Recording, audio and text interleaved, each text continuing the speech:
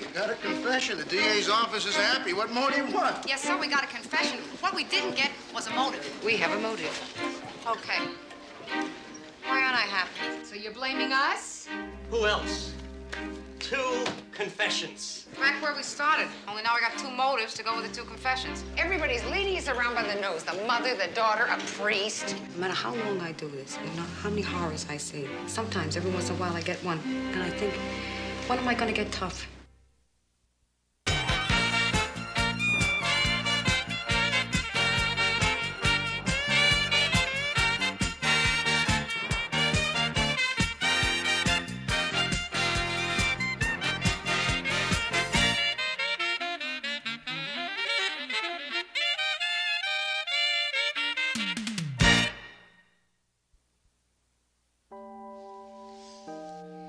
Want to hear my idea? We don't have to move from this exact spot. Whatever do you mean? You have absolutely no romance. Well, I thought that's what I was talking about. You know, I keep reading all these columns about, you know, how women expect more out of love than just a quick roll in the hay, you know, like flowers. For heaven's sake. You brought me flowers last night. You know, candy, Brush your teeth. breakfast in bed. Are you gonna cook? I'm gonna have it delivered. I'm a modern man. Of course you are. I am. Oh, come Croissants, coffee, quiche, and juice served by a butler in bed in a tuxedo who is about to arrive in about 10 minutes. Are you kidding me? I am not kidding. And I think we should at least be presentable before he comes, Dory, don't you? come on, you lie. I am not. He's gonna be here in 10 minutes. 10 minutes? 10 minutes. Maybe he'll be late.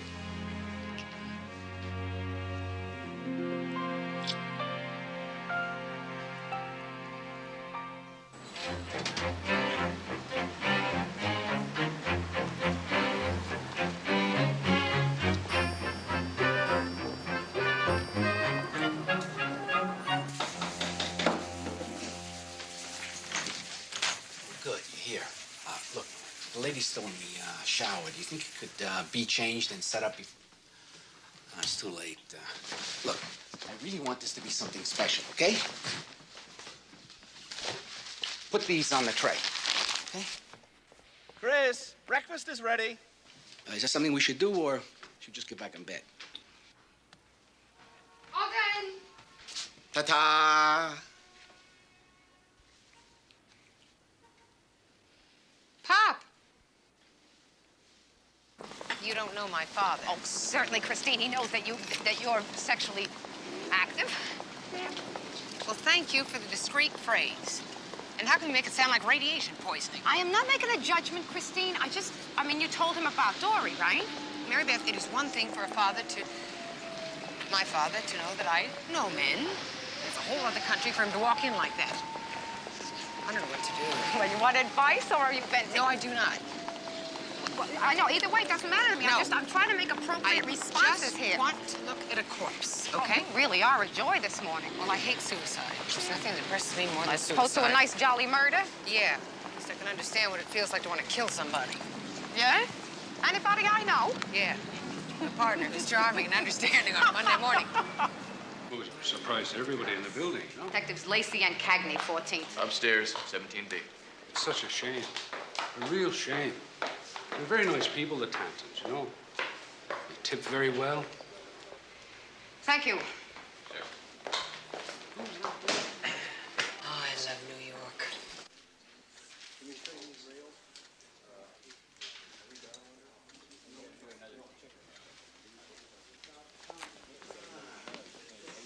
Oh, Lord, that's what's his name? Sinclair, the medical examiner. The terrible puns. Thank you. If you'll excuse the expression. Father? The lady detectives Casey and Lacey. Cagney and Detective Lacey. So what do we have? I assure you, you don't want to look. A handgun to the temple is very messy. Have any idea on motive? You might say he lost his head. Oh, come on, Sinclair. Will you give us a break just this once? You can't expect me to just pass those things up, can you? There's a note in the typewriter. Has anyone touched it? Deceased and widow. She found him. She's in her bedroom. Separate bedroom. Look, if I get the body downtown now, I can have a preliminary for you by this afternoon. Are you through with your photographs? Sure you want to do that?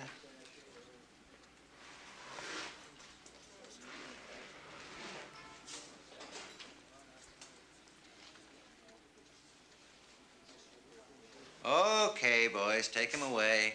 I'm going to try to read what's left of his mind.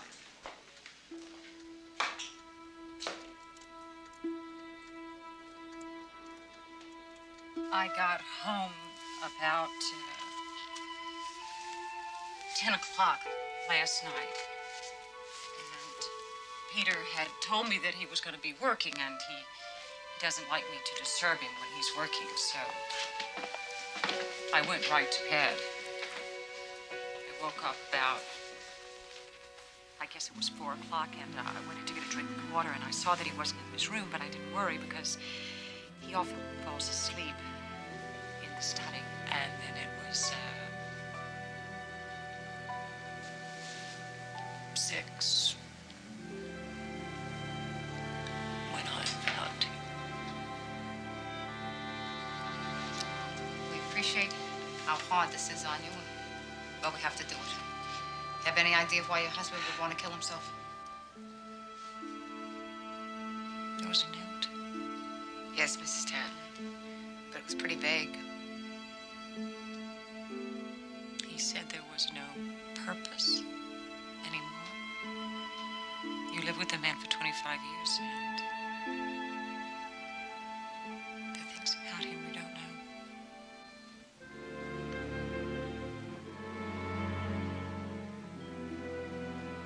He was a stranger. I don't like it. Doesn't feel right. I agree. I don't like the idea of a tight suicide note. Yeah, with no signature. Plus, listen to this here. I apologize to my daughter Jane and my wife Julie for all the pain I have caused. I have been neither a good father nor a good husband, for which I ask forgiveness from you both. Now, what kind of a man's going to worry about a dangling honey cord when he's about to kill himself? Be careful, man. Who then splashes himself all over the room? I don't buy it. Cab, ladies. No thanks. We got our own.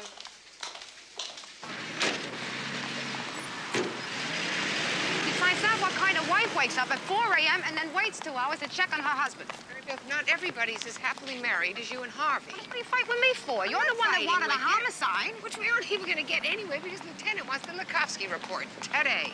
Well, we will work on the Lukovsky report until the autopsy's done, then we'll get on it. What's the problem? I loathe optimism. Cagney, have you got the report on the Likovsky case yet? I'm working on it right now, sir. Okay, I want to see it this afternoon, huh? On your desk.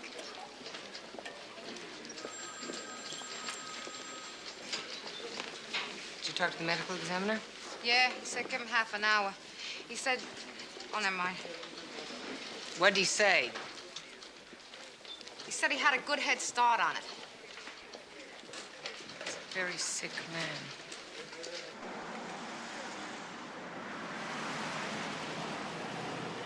We're sorry to have to intrude again, Mrs. Tanton, but in light of the medical examiner's report, we need to ask you a few more questions, okay? Do you know anybody who would want to harm your husband? No. He was a very popular man. No known enemies, none at all. No. Business. Did he ever discuss any problems regarding business with you? No. And there was no sign of a forced entry, and nothing was missing. Not that I'm aware of, no. Well, it would appear that whoever shot your husband was someone that he probably knew. Did he mention anyone coming to visit him here last night? No.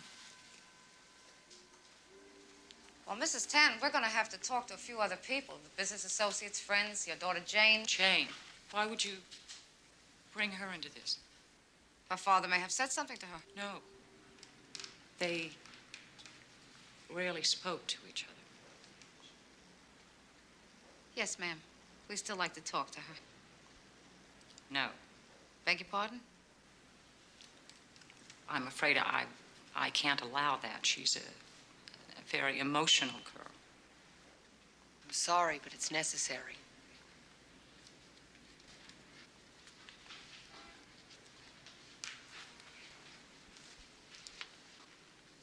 In fact, it would help us if you could give us the names and addresses of other... Mrs. Tennant.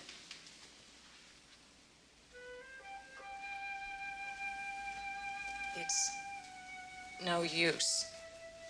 Ma'am? You don't need to talk to anyone else.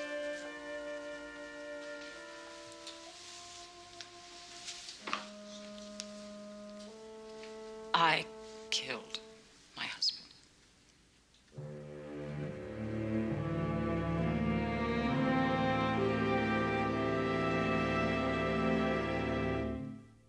The way I like to see it done.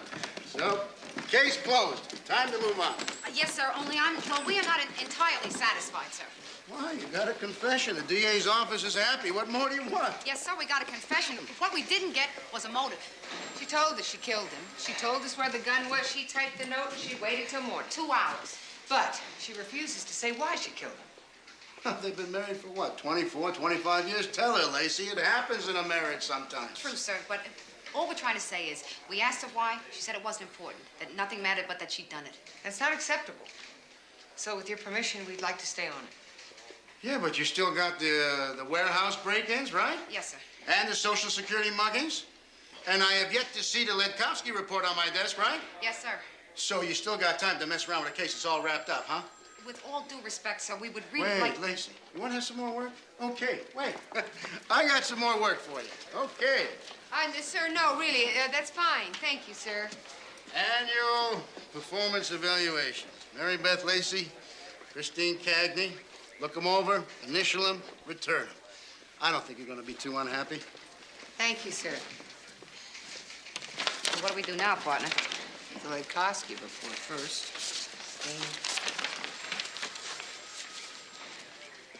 What's that? Would you look at this? There's 11 categories in this evaluation. You got highest ratings in 10 of them, and the second highest rating in the other one. Communication skills. He says that I'm sometimes... What's he say?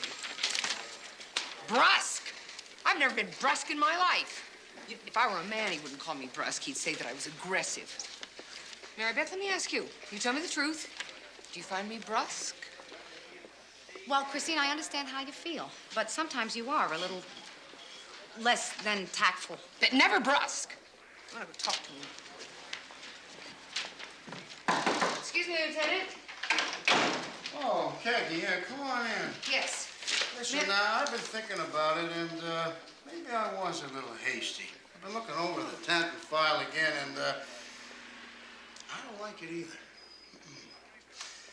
Take a day. Talk to a few people, and then we'll reevaluate.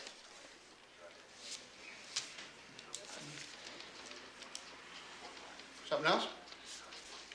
No, sir. Thank you.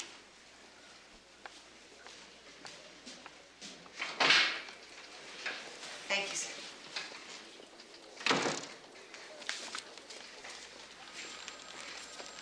Brusque.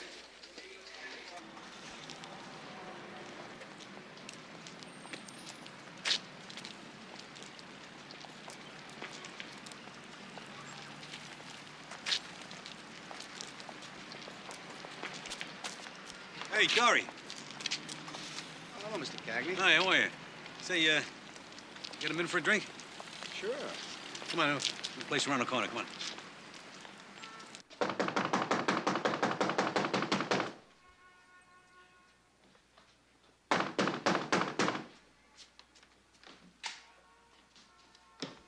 I'm coming. Hold your horses. Oh, hey, Chris, come in. Something wrong? You're damn straight something's wrong. What do you think you were doing tonight? You want some coffee? I can either heat some up or make you some fresh. Answer me something. Is it your plan to cross-examine every one of my boyfriends? Oh, will you slow down? All I did was buy the guy a cup of coffee. What you were doing was trying to find out if poor Dory's intentions were honorable or something. Oh, come on, Christine. Which is none of your business. Just you wait 1 minute, young lady. It sure as hell is my business. It's a father's business to know who his daughter's... Associating with? Sleeping with. That's what you wanted to say.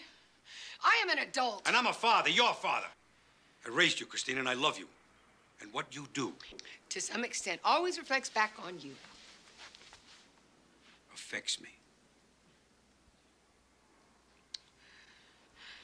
I am hardly what you would call promiscuous. I am 38 years old, Daddy. And anybody I choose to spend my time with, Who you choose to sleep with. it's nobody's business but my own.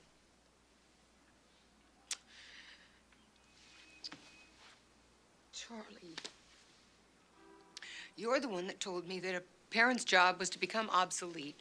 You said that it had to end. Yes, you did. At 18 or 21 or somewhere, it's got to end. Not if you care. If you care, it never ends. Just the job description changes a little. If I'd wanted you to meet Dory, I would have introduced you. I just wasn't ready. Oh, now that's terrific. That is really terrific. He's good enough to sleep with, but he's not good enough to meet me, huh? I tell you, Chris, there's something wrong with a guy who comes crying to you because I buy him a cup of coffee. You know why he told me? Because he thought it was nice. I don't. You leave him alone, Charlie.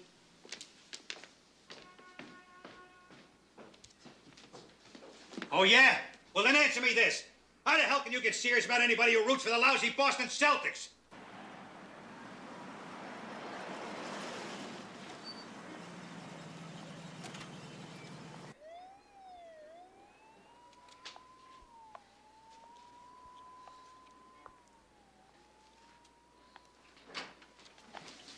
Miss Tanton. You.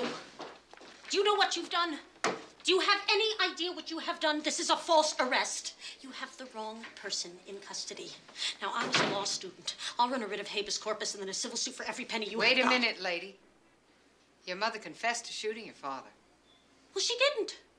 She couldn't have. He killed himself. He couldn't live with himself any longer, so he did the world Miss a Tanton, favor. we have a medical examiner's report inside.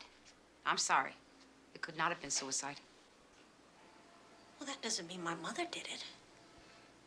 She couldn't have. I mean, if you knew what kind of a person, the kindest, gentlest soul. We appreciate how hard this is on you, Miss Tanton. Did she tell you she has a heart condition? That this kind of a thing could kill her? We will call Rikers. We'll have a doctor examine her. You don't understand. My mother would never hurt anybody. Never.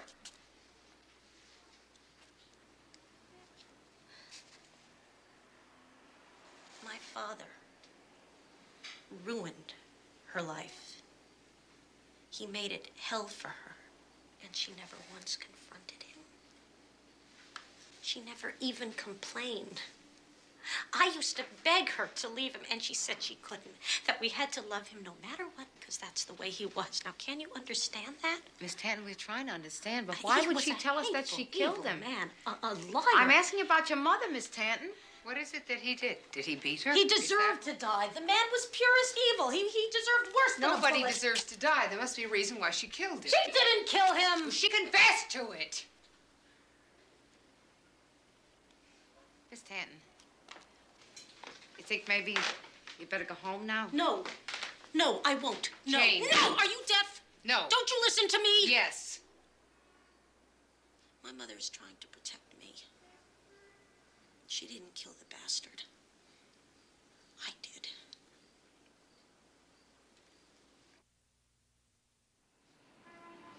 What, so you're blaming us? Who else? 2 confessions. Let's say one of our confessed murderers, no, worse. Make it both of our ladies. Changes her mind. Then what? Who do I file against? What, pick one, anyone? And then what? I'll tell you what. Smart defense lawyer takes it to a bleeding heart jury. How can we ever really know what happened on that fateful night? Is it not better that 100 guilty women be set free than one poor, unfortunate, unfairly convicted? Excuse me, but how exactly is it our fault? I will reiterate. I am not going to trial like this, okay? So you either tie them in together, or you blow the air out of one of their stories, and we will all pray to get out of this without looking like a bunch of jerks. Capiche? I appreciate it, ladies. Goodbye. And good luck. How exactly is this our fault?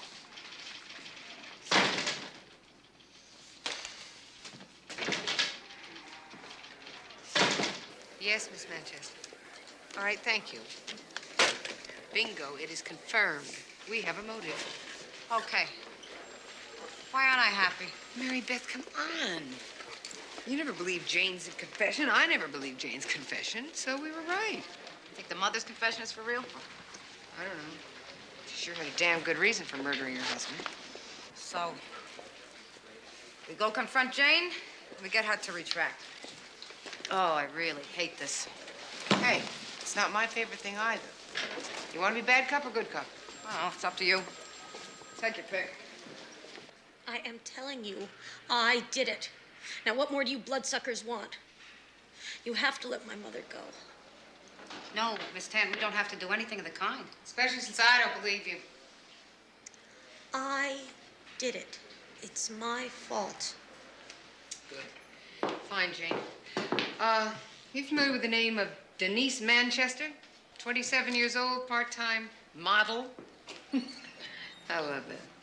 She's living in the village in an apartment rented under your father's name. I know who she is. I'll bet you do. Well, Miss Manchester was under the impression your father was going to leave your mother and marry her. My mother told me. Did she? Finally got lucky, I'd say. Mm-hmm. You think that's how your mother felt? After 25 years of marriage? What are you, a mind reader? Oof. You talk to her. Miss Tan, I can understand why you confessed. You're close to your mother, you know, you sympathize with her, and it's natural that you would want to help her. But you were a law student, is that correct? And you know what two confessions will do to our case. Miss Tan, are you okay? Okay. Oh, I'm fine. It's you who's not okay. I mean, you think you know everything, and you're so stupid. Oh, cut it. Oh, shut up and listen to me. You don't know anything. My father wasn't leaving my mother for another woman. He was leaving her for two little girls. I beg your pardon? Denise Manchester has two little girls. I don't know what you're talking about. Miss Tanton, did your father...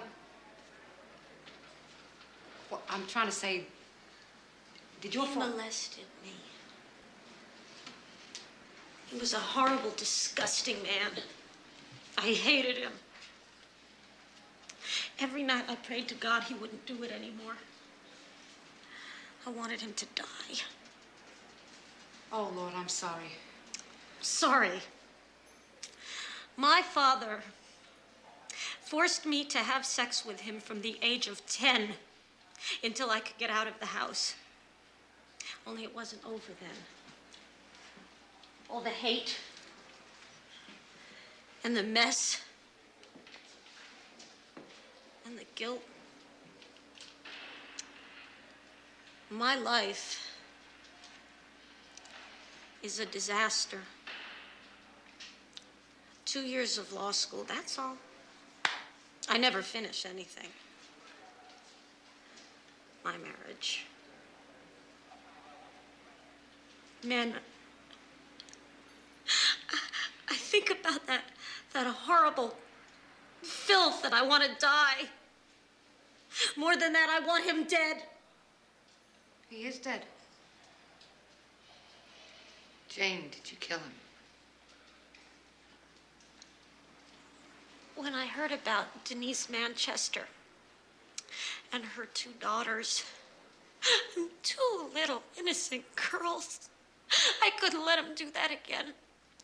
I went there to tell him that I was going to expose him if he went ahead with the wedding. And do you know what he did?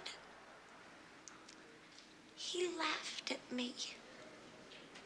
You want to know why I killed him?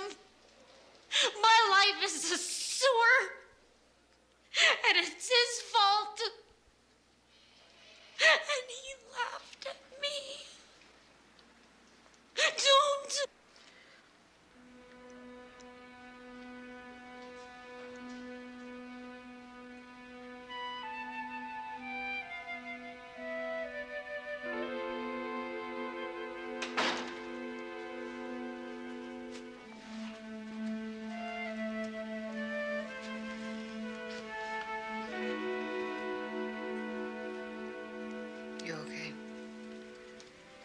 First time I worked on an incest case was a kid not yet 9 years old.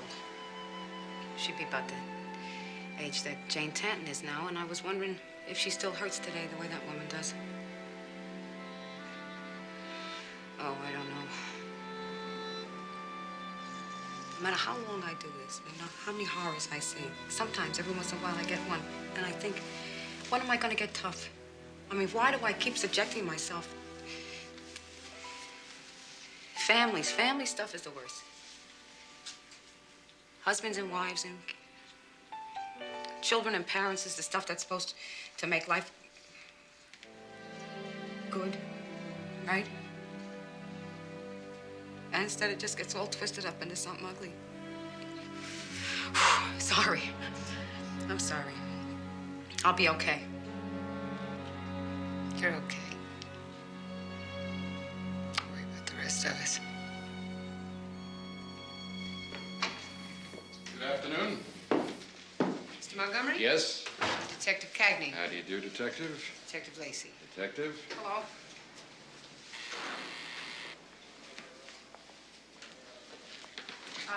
Go ahead. Hello, Julia. Hello, Stan. Sit down. Now, I want to go on record again that my client is talking to you over my objections. Got it, Mr. Montgomery. All right. Mrs. Tanton, you've read your daughter's statement? Yes. I didn't want. I'm so sorry Janie had to tell this to strangers. You knew about it all the time, didn't you? No. Never. I didn't know anything until then. Until that night. I came home early, and they were shouting so loud, they didn't even hear me come in. At first, I was frightened. I didn't even recognize their voices, so I listened. And I couldn't believe what Janie was accusing him of. It was too horrible. And then she was gone. We didn't even see each other. And I went into the study. And there was someone there that I'd never seen before in my life. Never. In 25 years. That's when I knew it was true.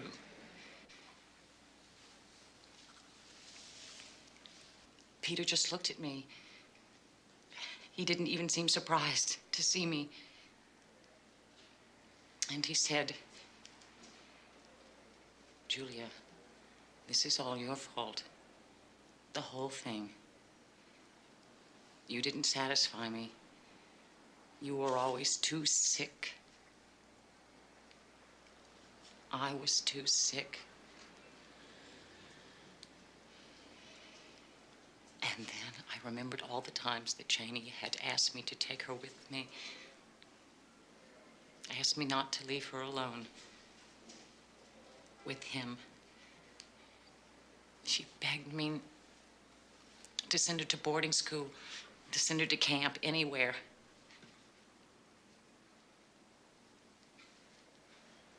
And it never occurred to me.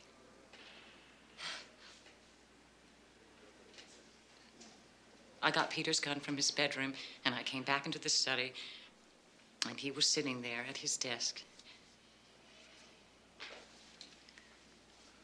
working. And I came up behind him. Julia, I don't... No, think Stanley, the only thing that matters now is that they believe me. You must believe me. I shot him. I shot him! But you didn't say why.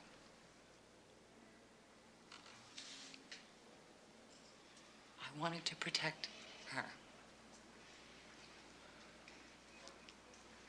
Her reputation. That's all I can do for her now, you see. But you see, now she has confessed. But she's lying. My daughter is lying to save me. Can you imagine? To save me.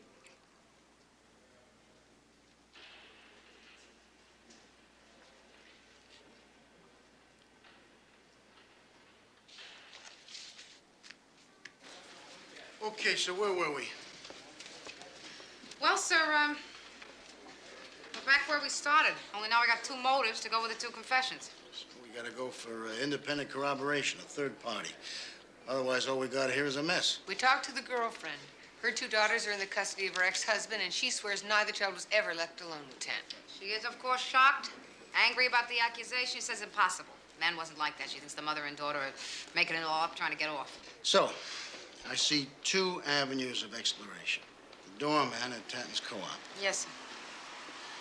and also the live-in maid. Yeah, Isabella Aragon. And the only other address we have on her didn't pan out. They never heard of her. Sounds like a illegal alien situation, which means she doesn't want to be found. Plus, we don't know for sure she was even there that night. No chance she did it. I don't think so. According to Mrs. Tanton, she speaks no English. Remember the typed note? It was perfect English. All the way down to the non-dangling participle. I thought this one was going to be a grounder. Okay, get on it. Yes, sir. Thank you, sir. So where do you want to start? Check the co-op again.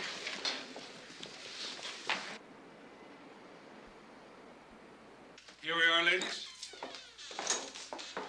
You sure about the maid? Oh, I'd never miss a looker like that. I've got ESP, you know what I mean? No. Extrasensual prescription. Ah. Now, that young beauty was nipping out the back way carrying a paper bag full of clothes. Would have been very hard to miss a baby doll like that. Well, thank you, Mr. McDonald. Where is Isabella's room? Just back that way. Thank you. I always like to help the boys in blue, as it were. You know? I have an uncle in the force. Thank you, He was Mr. McDonald. Oh, all right. Yes, right.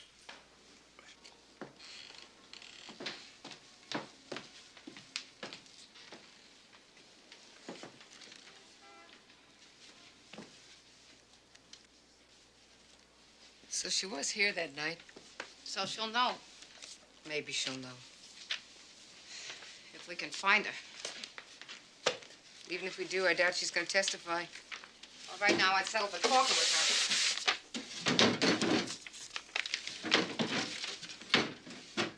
her. Hey, Mary Beth. Yeah. What I found. What? Oh. Padre George Tate. What's that say? Sociedad, Salvadorian Aid Society. Salvadorena, see? So let's call him. Yeah.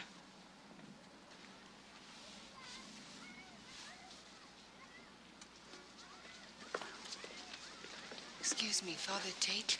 Yes, can I help you? Yes, I'm Detective Cagney. This is Detective Lacey. We're hoping that you could help us find someone. I see. Then I'm afraid I can't help you. Excuse me, Father.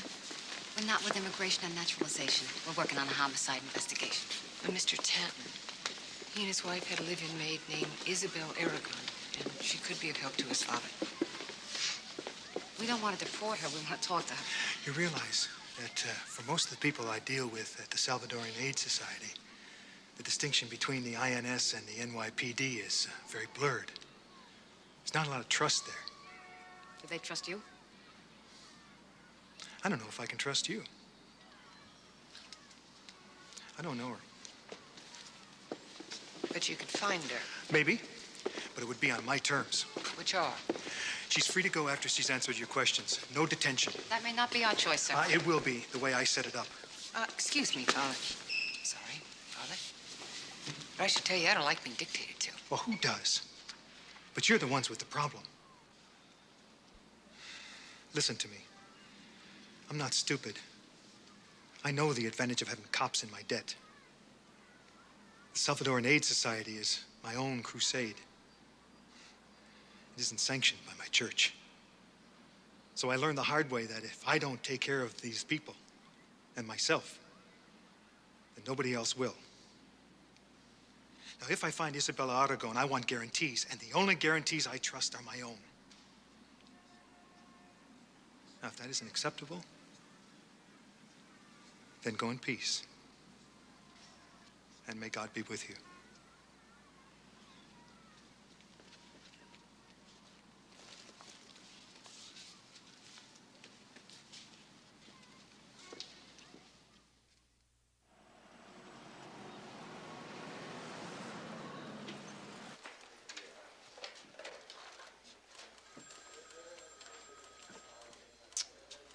I'm getting a candy bar. You want a candy bar? Relax, Christine. The priest said he'd call tonight. He said maybe he'd call. Definite maybe. Relax. How can I relax? Do you want a candy bar or not? Huh? Everybody's leading us around by the nose. The mother, the daughter, a priest. Everybody's running this case but us. I don't think we ever have much control. Sometimes we just fool ourselves better. What's that supposed to be, deep and philosophical? No, it's something I was thinking about. Want some reasoning behind it? No, not a whole lot. Christine, you remember when you asked me if I thought you were ever brusque? Brusque. I'm sorry. I'm working on it. So tell me your theory. If you believe, which I do, that orderliness is Is a this matter... a long story? Nobody ever learned anything with their mouth open, Christine. Oh, hi, Mary Beth. Oh, hiya, Charlie. Officer's order? Hi, Charlie. They told me I'd find you in here. Yeah, we're working late. We're waiting for a phone call. I want a coffee. You want some? I'll get you coffee, Oh, Charlie. no, you don't have to leave. I got some tickets for the Knicks game Friday night. I just wanted to see if Christine could possibly go. Friday? Yeah. Yeah, I can go. Hey, yeah, good. Terrific. Listen, Chris, do me a favor. Will you hang on to the tickets for me just for safekeeping? No, Charlie, you keep them. Come on, honey, please. You know how I am. Please, I'd feel a lot better if you'd hold them for me. Okay. Well, I got a couple of guys waiting outside me. I better beat it. I'll see you Friday. Mary Beth? See ya. Bye, Charlie. Nice. Peace offering. Hey, there are 3 tickets. Home? No kidding. Maybe he wants you to invite somebody. Oh, do you think? Oh, Charlie, guess who the Knicks are playing? The Celtics. Who else? Detective Lacey, 14th Precinct. How you doing, Father?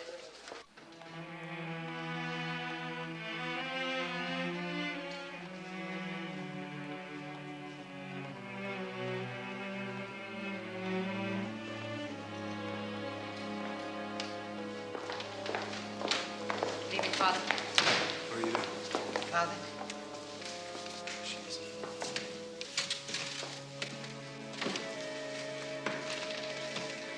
Isabella, estas son las 2 detectives de quien te habla. ¿Cómo estás? Bien. ¿Usted? Not bad. Senorita. Talked to Isabella Aragon. She says she was there. She heard you arguing. Then she heard you leave. And then she heard a gunshot. You're bluffing. If you could really prove anything, you wouldn't have to talk to me. You'd just release me. Smart. Okay. Your mother wants to plead guilty, and the DA's office won't make a deal unless you withdraw your plea. But I did it. It's my fault. No, honey, you may think it's your fault, but I know you didn't do it. No, get her out of here. Jane, please. I want my lawyer. You cannot question me without my lawyer. We've already called him, Jane. Yeah, we're just gonna sit here and wait with you. I know my rights, and this is unconstitutional. Not if we don't ask you any questions. We're just gonna listen to anybody who wants to talk. Jane. Do this to me. Jane, you look so pale. Are you all right? See, this isn't going to do any good. I missed you. I miss talking to you. Mother, please. Let me do this. It's my fault. It was never your fault. I tempted him, he said, especially because you were sick. You wouldn't, so I had to, he said. I'm sorry, Mother. I'm sorry. I love you. How could I have done this to you? To me, You didn't do anything to me, Janie. It was him. It was all him. I hate myself. I disgust myself for doing it. How could I have done it? He made you do it. I should have made him stop. Janie, you were too little. But I wish you had come to me, sweetheart. I would have made him stop. I couldn't tell you. You were too sick. Jane, I'm your mother. You didn't want to be my mother. You wanted to be my friend. But that's what I thought you wanted too. We had such a good time together. Didn't we have fun, Jane? I still can't believe he was... Say it. A child molester. Say it. I can't. Did you know? Oh, no. You had to know. I swear How could to you you. not know? I swear to you I didn't know. Don't tell me you didn't know something. No, you knew, and you just didn't do anything about it because all you cared about was keeping your marriage together. All you cared about was what other people think. Janie, if I had suspected, baby, I would have taken you away. I would have taken you away with me.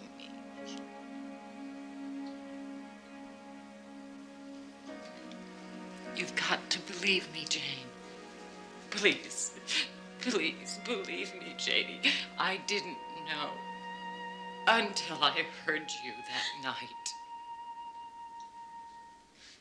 And then I had to kill him. I killed him. I'm glad he's dead.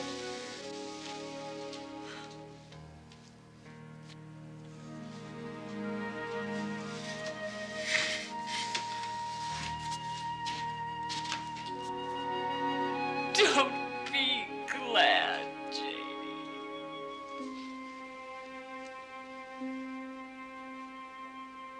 Miss Tanton, can I say something to her?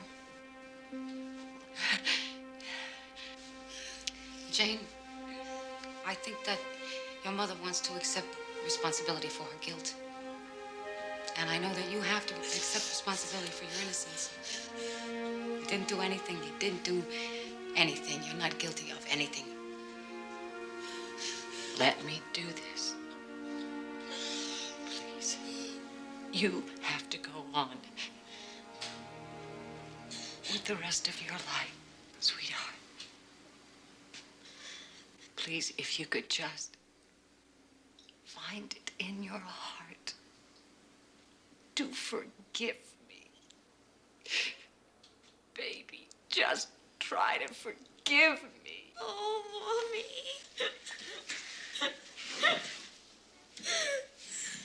Oh,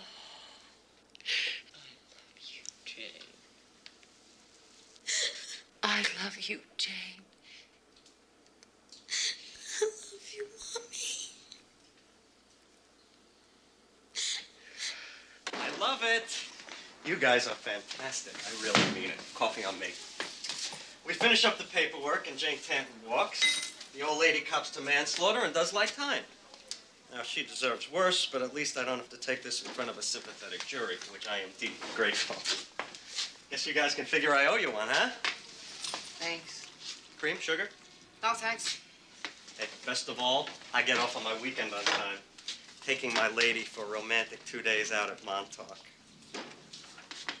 Come on, cheer up. You guys did good. Yes, sir. Ooh, listen, I gotta get a move. I'm gonna beat the traffic on the LIE. Listen, you guys have a good weekend too, right? Congratulations. I'll talk to you next week.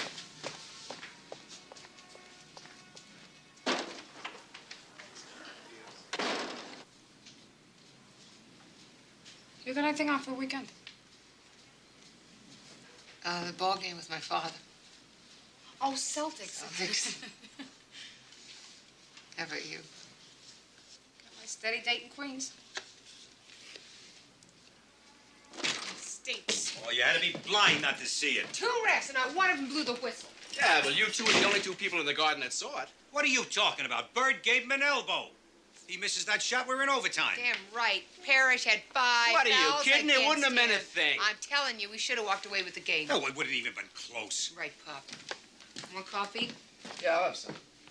No, that's okay. I told these guys I'd meet him in the morning, go to Jersey, look at some land. I gotta hit the rack early. Oh, okay. Yeah, well, I'll go with you. We can share a cab together. How come? Pop? Hold it. You stay out of this. Now, you listen to me, pal. It makes no difference to me when you leave this apartment. You can leave in 5 minutes, you can leave in 5 hours. I don't care when you leave. But you are not going to leave the same time I do, because I wouldn't believe that for a minute. So, officer daughter, I'll see you in a couple of days. And you, I am telling you, Bird threw an elbow. Pop?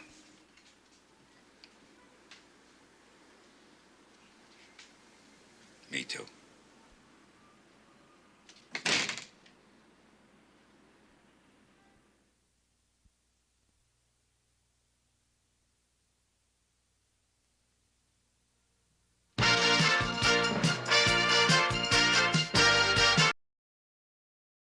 Cops don't rat on cops. Lowell's been assigned to you as a partner.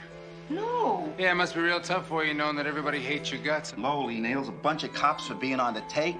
Chris, she turns in her boss for sexual harassment. Are you saying that what Lowell and I did is the same thing? Cagney, you're a sergeant. Now, I want you to pull yourself together and start acting like one. Being a police officer is like being a member of a club. You have to play by the rules. You guys gotta try harder than that if you can keep me from being a cop. I cannot work with this guy. He is dead weight. And I want him removed.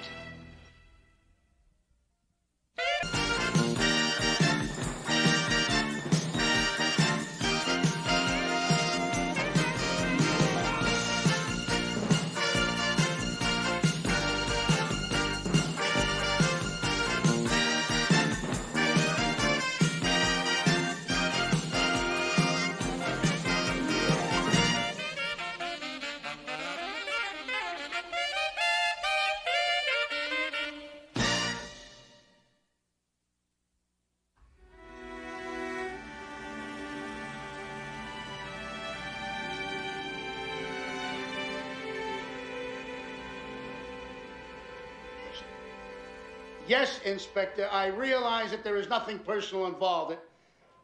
No. No, I understand your position perfectly. Good morning. Think so? So sue me. I'm an optimist. Inspector, I don't really care whose decision it was. All I'm saying to you is I got enough problems here already without adding more. No, ma'am, just hang on, please. Yes, I am listening to you. What's up? They're all very capable. And well, I'm in the habit of making the assignments here. What's going on? It seems we've got ourselves a new transfer. Yes, The lieutenant's trying to do what he can to rectify the matter. Is that him?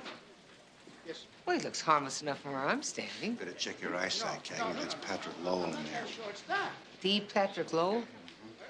Is he getting transferred here? Say what you will about him, the man's got guts. Guts?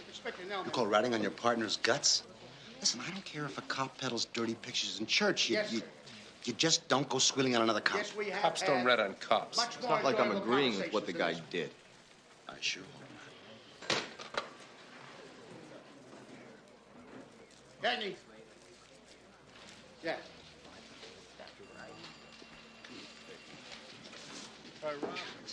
Yes, Lieutenant. Have a seat, Cagney. Thank you. I'm fine right here. Thank you, Lieutenant. Detective Lowell, Sergeant Cagney. How do you do? Detective Lowell has been transferred here from the 7th floor in Brooklyn. Seems they got an overload of staff there. Matter of fact. Yeah, seeing as we are understaffed here, the detective is going to fill the gap. Lieutenant, if you don't mind, I'm due at the task force headquarters in about 35 minutes. Cagney, Detective Lowell, if you don't mind, I'd like to have a word with the sergeant. Not at all.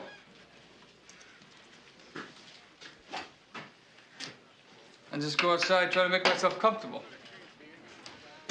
Sadie. You know that I've been on this job a long time now. Long enough to know that on occasion we have to do things that we may not feel too crazy about doing. What I'm trying to say to you is that there are times when we do things just solely, and I mean solely for the good of the department. I understand. What the hell? Lowell's been assigned to you as a partner. No. No. That's Save not right. yourself I'm a migraine. Squawking against this one's going to get you nowhere. I'm a superior officer, and I should have some say about with whom I work. Yeah, well, ordinarily you would. It's just that in this case, Inspector Nelman thinks that you're the right officer for the job. Oh, really? Yes, and I happen to think that you're someone whose sense of professionalism far outweighs any personal feelings you might have. Bottom line is that Lacey's on maternity leave makes you the only one available. What is this? Has Nelman got it in for me or what? That'd be enough. Oh, come on, Lieutenant. You know he's had it in for me ever since I brought Hennessy up on charges. And that's what this is about, isn't it? Cagney, you're a sergeant. Now, I want you to pull yourself together and start acting like one. Now, there's been a series of stick-ups at the automatic tellers in the Wall Street area. I'm going to take you off of the task force, and I'm putting you and Lowell on stake-up. Here.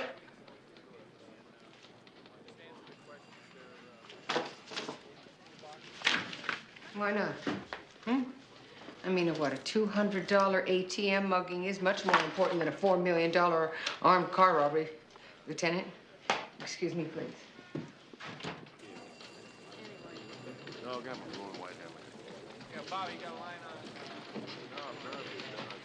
Let me give you a little advice.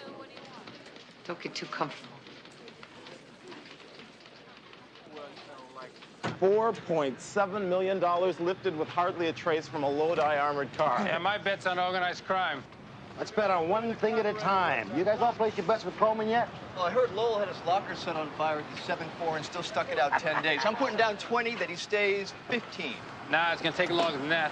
Barring any bonfires, it's gonna take 3 days for him to realize everybody hates him. It's gonna take 4 more for it to realize just how much everyone hates him.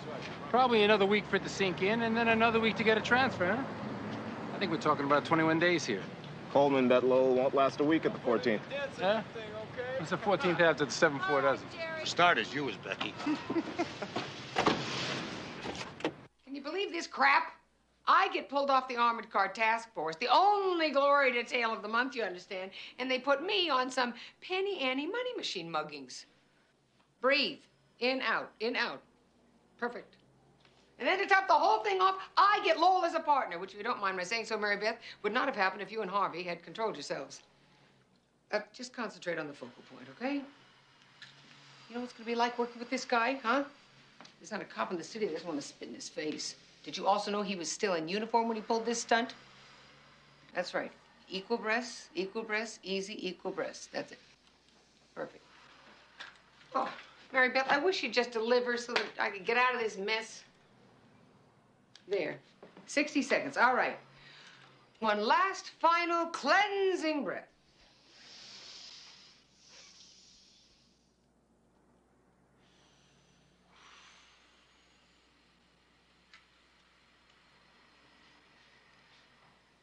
Perfect. As I recall, this man blew the whistle on 6 police officers on the take. As guys using their badge to line their pockets. I say they deserve to be weeded out.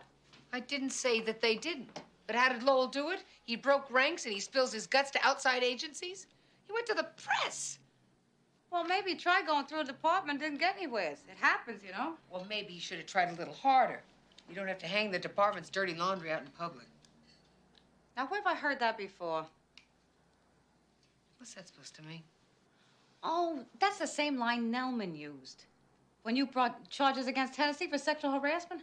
Are you saying that what Lowell and I did is the same thing? Well, I'm not saying it's exactly the same It isn't thing. even close to the same thing. I kept my charges in-house, and you know it, Mary Beth. Chris. Where are my mittens? I'm saying that you acted out of integrity. Maybe Lowell did, too. I know they're here somewhere. Christine, you showed that a police officer cannot be above the law. So did Lowell. Found him. Oh, Chris, come on. That bastard went outside. And you know what really ticks me off? He got a TV movie and a gold shield for it. And what did I get? Flack from the brass. And now I have Patrick Lowell as a partner. There's the difference. Chris.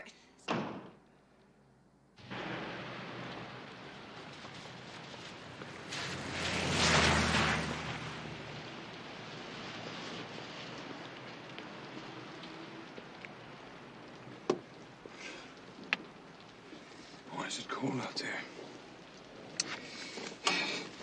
You know, nature has no business calling in weather like this.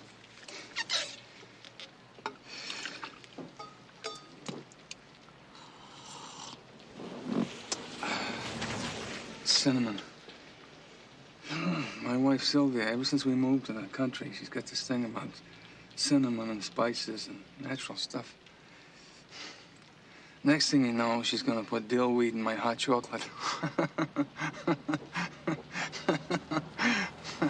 You want some coffee?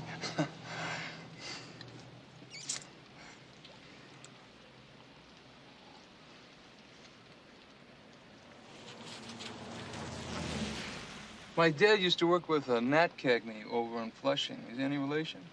My father's name is Charlie, and he's never worked in Flushing. Oh, then you're a police brat, too. Huh? Boy, can I remember. I don't want to hear about it. Well, I don't suppose you do. I read the papers. I see the news. I even saw your performance, the Davis Commission hearings. Lowell, I know all I want to know about you. Okay. I get the picture. Well, I'm going to skip yours. What's it going to be, a TV movie? About a cop wearing a crown of thorns who saves the world from 6 rotten apples? For what it's worth, I turned the TV movie down. The widow of the cop who killed himself. She'll be so glad. All cars within the confines of the 14th precinct at 10:30. Possible mugging at the automatic teller machine. Delancey and Lafayette, northeast corner. 414 responding.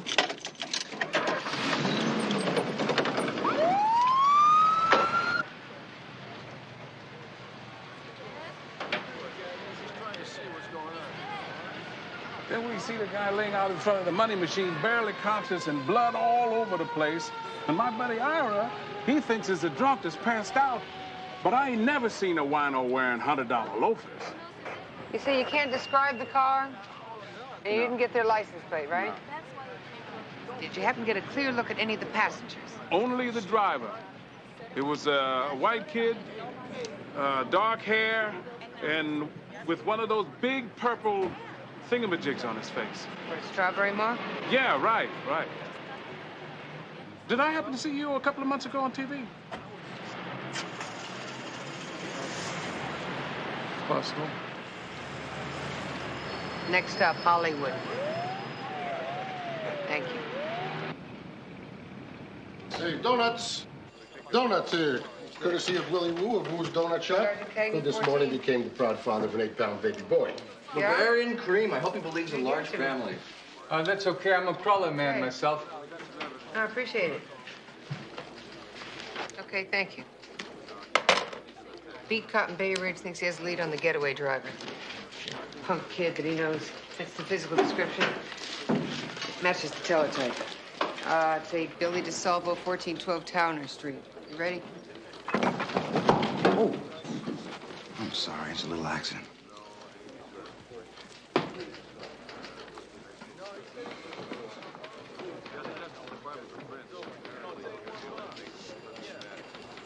When you clean yourself up, I'll be in the car.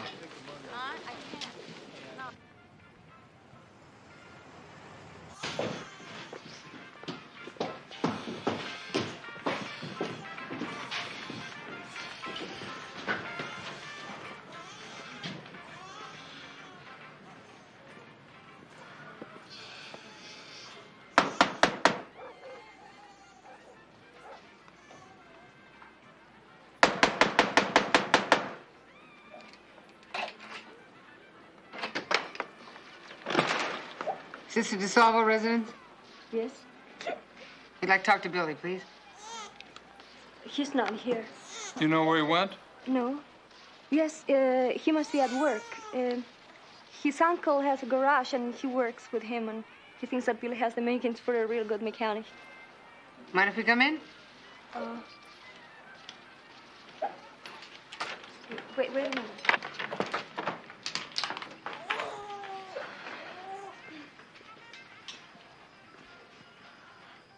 He didn't do anything.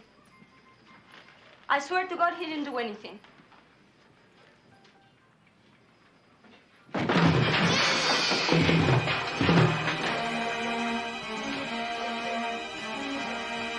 Don't hurt him! Stop! Freeze, police! Right there! Hold it right there.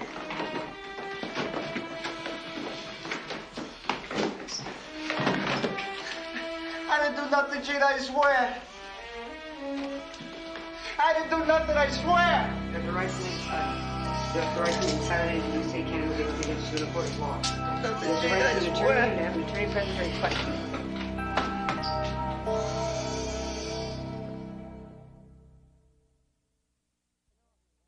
You know, I kind of hoped having a wife and a kid might help straighten Billy out. See, me and Billy, we go way back.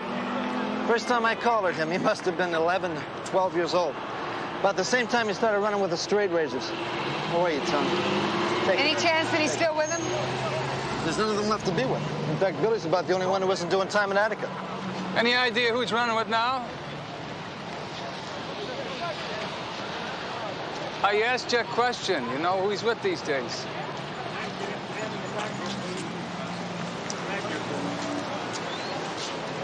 Billy with a gang now? You know, we got about a half dozen gangs in Bay Ridge alone. Best bet would be to check with the youth gang division. Okay, I'll do that. Thank you. Listen, for what it's worth, you know, Billy's boosted his share of cars. He's even performed wheel service on occasion. But jumping people at money machines, it just doesn't sound like Billy. Okay. You've been very helpful. Thanks a lot. Is he with you? We ride in the same car. Prepare yourself, children, for a home base that transforms 25,000 individual police officers into a single unified force. Oh, what do you know? The fabulous foursome, huh? Keeping the city safe from these poor defenseless armored trucks. How's it going? It's a regular three-ring circus. We'll see you back at the fort. All right. Official word has it that terrorists are behind the robbery, so now all the teams are scrambling to pin the job on their favorite crackpots. Yeah, the 2-9's got some black paramilitary leader, and the 101 is sitting on some Puerto Rican revolutionary. My bets are on the neo-Nazis or the KKK. That's as spirit as Becky, huh? You cracked this case with the glory of the old 1-4. Me personally, I have a very exciting rendezvous with the youth gang. Cagney, can I talk to your partner for a second? I just want to speak to you for a minute. Just wondering how things are settling in for you. Oh, fine. Thanks for asking. Yeah, it must be real tough for you knowing that everybody hates your guts and all. Well, what I'm trying to say is I've come to the conclusion you're not a quitter. I mean, what's the big deal that people treat you like a leper? You're a big boy. You make your own decisions. But I don't think you're the type to up and transfer just because of a little coffee. So how much you bet? What do you mean bet? On how long I stick it out? I don't know what you're talking about. I hope you didn't bet too much. Because, you know, I tend to do the unexpected.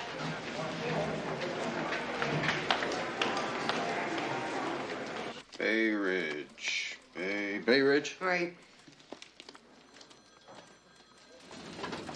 Sorry, must have been misplaced. You try checking with your original precinct? We just came from there. They said that all the files on neighborhood gangs are stored here at central headquarters. Oh, believe me, they got their own copies. You show them a little muscle, they're bound to deliver. You expect me to schlep all the way back to Brooklyn? I'm on a case here, all right? I don't want to play games. Sarge, the file has been misplaced or thrown out, which is what should have happened to that partner of yours. The force doesn't need rats like him. Officer, I want you to put on your bifocals and find me that file, or I'm going straight to your superior. Okay, I'll tell you what I'll do. I'll keep looking. And if you come back later without your friend, who knows, it may turn up.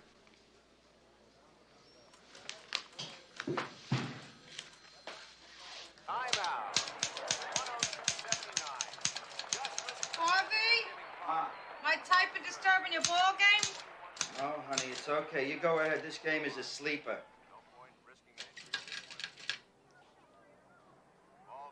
Honey, you want me to bring you some popcorn or beer or something? Mary Beth, if you don't want to type, no one is making you. So bored, typing the same thing over and over again. Oh, over and over. Now is the time for old blonde cops to come to the aid of their pregnant partner. It was a change of pace. I am sure Chris has a good reason for not showing up tonight. Listen, if she doesn't want to do my breathing exercises with me, I'm not going to push her. She's just a backup. You're the coach. You are planning to be there, aren't you? Ringside seat, kiddo. She called. She said she was working, but she's still mad. Hey, whoa, I am not going to let you blame yourself for this one. She wanted you to agree with her about Lowell, and you did not tell her what she wanted to hear. No, worse, Harv. I compared her to him. So what's the big deal? I mean, Lowell, he nails a bunch of cops for being on the take. Chris, she turns in her boss for sexual harassment. They both did what they thought they had to do. Harvey, being a police officer is like being a member of a club. You have to play by the rules, especially the unwritten rule that says one cop does not bust another. You know, there's a lot of people still give her a hard time for what she did. Sweetheart, you know what she did was right. Oh, yeah. I was the one that was all for turning Hennessy in. Chris doesn't do anything she doesn't want to do. Right, which is why she's not here tonight. Well, she's not, but I am. Now, what do you want to do? You want to type or you want to do Le Mans? Are those my only choices? If I can help it.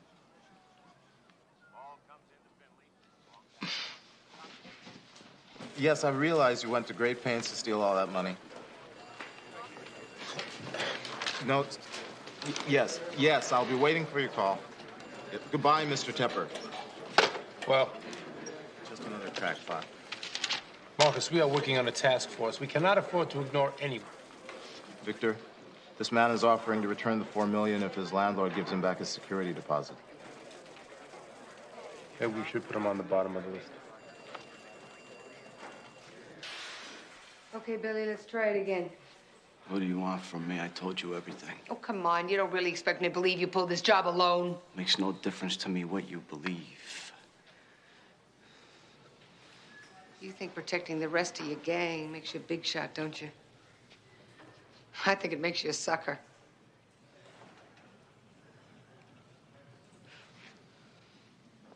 That man. You know that man that your friends put in the hospital the other night? Well, he's in a coma still, Billy. The DA doesn't like having his citizens in a coma, so I think you're looking at some pretty serious time here. All right, we're talking armed robbery, attempted murder. Charges that ought to put your butt on ice for about 10 to 20 years minimum. For what? For whom? For them? Well, you wise up. All you did was drive the car. You can't be crazy enough to take this rap alone. Will you look at me when I'm talking to you?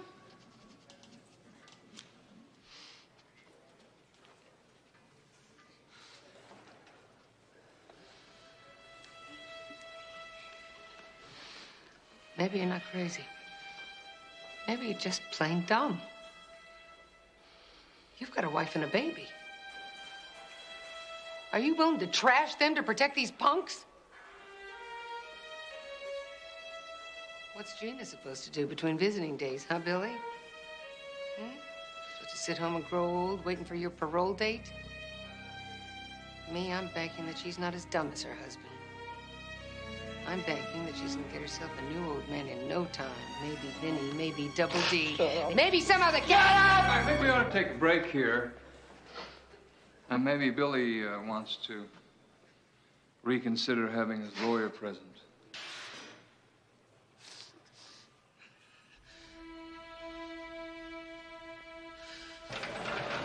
What the hell was that all about? Kid's got rights, I just reminded him. We gave him his rights, he waived them. the turn and you deliberately screwed it up. Why? From the 5 muggings, we got at least 3 reliable witnesses. What is this, a soft spot for juvenile delinquents? That kid squeals he's dead, and even if he survives, he's marked lousy for life. I just think he should be allowed to make the decision for himself. I can't believe I'm hearing this. You're worrying about moral dilemmas, and a man is in a coma. What kind of cop are you? Maybe not a very good one. Just when it looks like the kid is starting to crack, Lowell opens his big mouth and he ruins everything. Yesterday, I had to drive downtown 2 times to get case-related info. The first time we were there, the detective said he couldn't find anything. Later, I drove downtown without him, and lo and behold, everything miraculously appeared. All right, what's the point you're trying to make here, Cagney? The point is, I cannot work with this guy. He is dead weight, and I want him removed. Damn it, Cagney. You think you're the only one around here who wants that? There's nobody who wants him out of here more than me. Nobody. If I had my way, I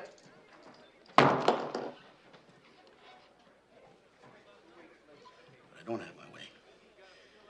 My hands are tied, Cagney, and so are yours.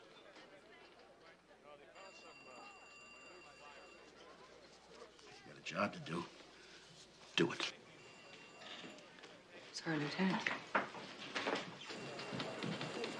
Cagney, message for you. Thanks, Lieutenant.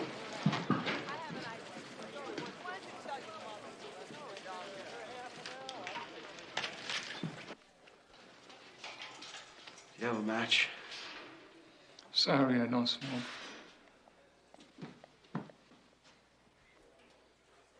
Word came through from the hospital. That guy your friends beat up. He just died.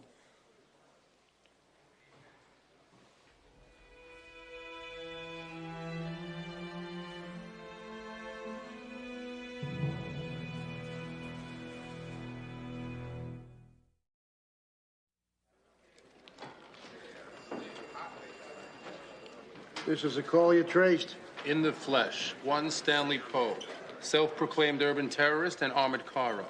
What's this self-proclaimed bull? I am an urban terrorist, but I did rip off the 4 million. W-H-A-T. What's what? The whole of humanity against technology.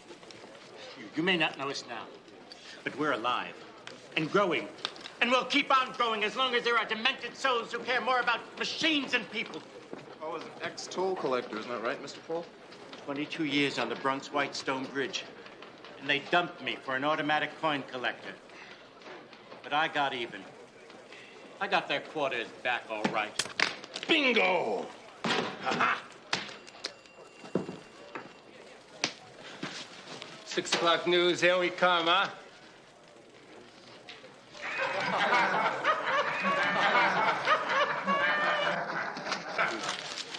You got enough there to buy a whole slew of hotels on Boardwalk and Park Place.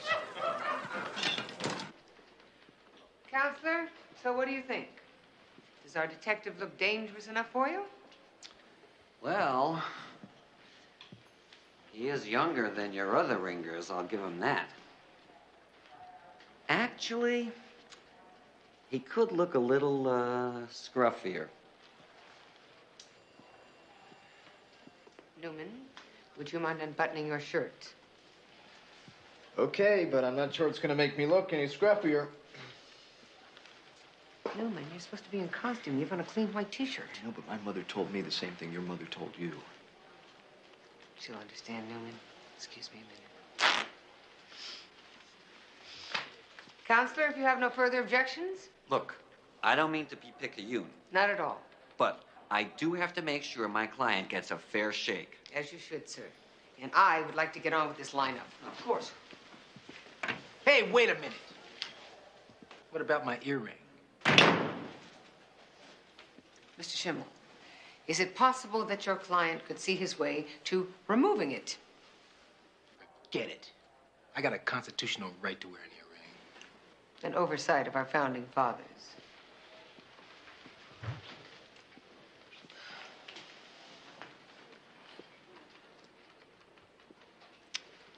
How do I look? As foolish as you feel. Anyone else need an earring? Take a clear look at each face. Start from left to right, please. Do not stop at number 1. Just go right across the line. But take your time with it.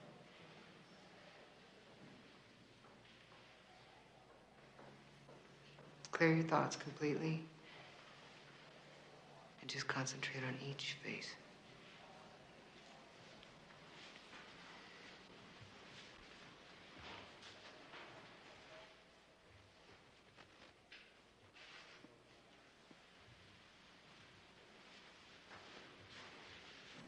Do you recognize any of these men? You, sir? Sorry.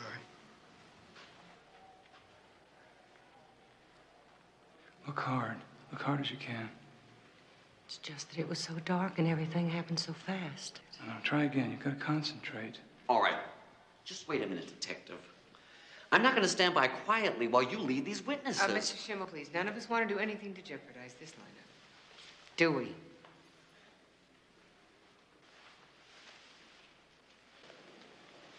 Now take another look.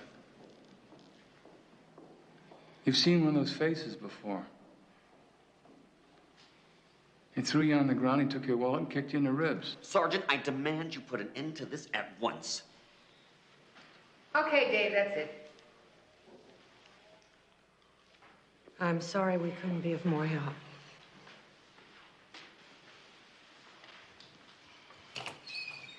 Thank you. Next time, try a cattle prod. You might get better results.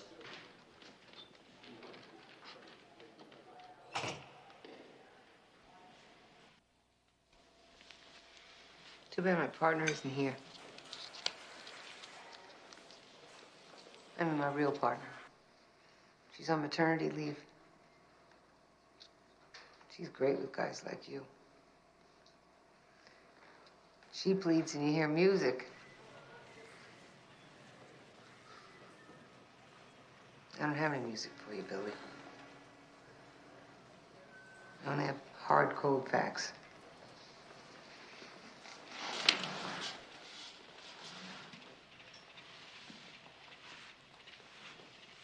This code of silence is a crock.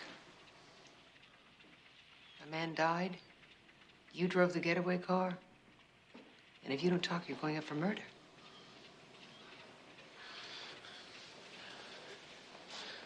Now, do you think Double D and Vinny would protect you?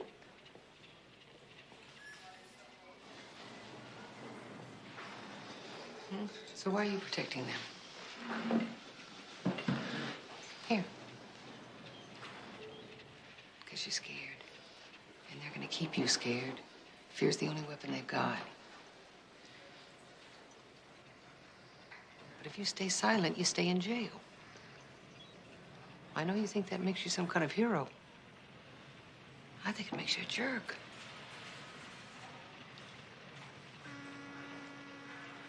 Silence is not loyalty, Billy. At this point, silence is suicide.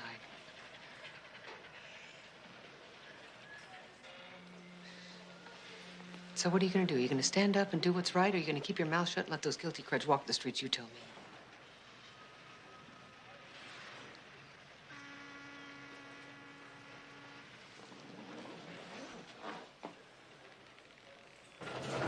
Interesting words.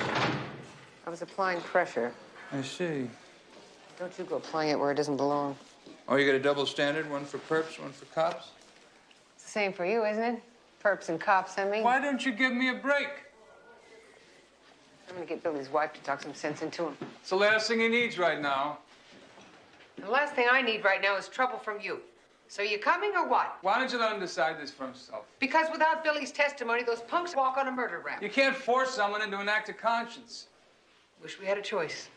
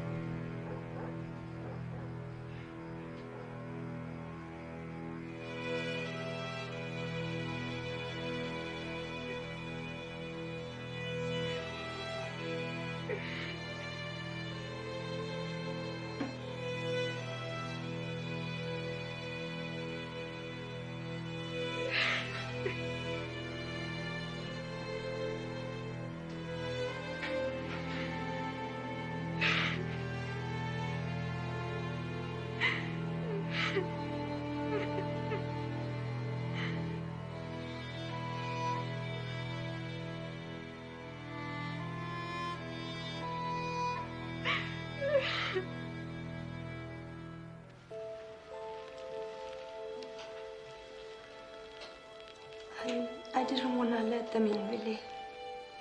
I swear God, I didn't want to let them in. But they knocked the door open.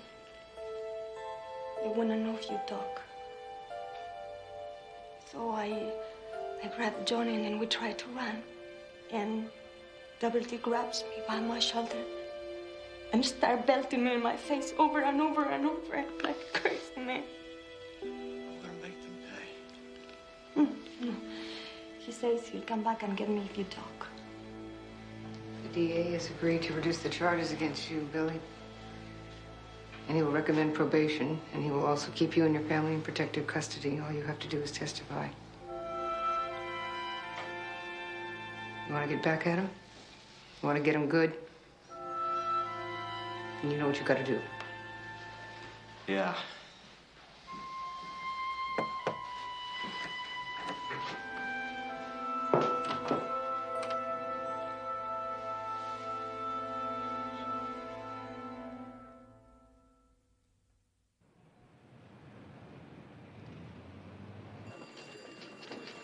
A little late this morning, aren't you, Cagney? Hiya, Coleman. Let's see.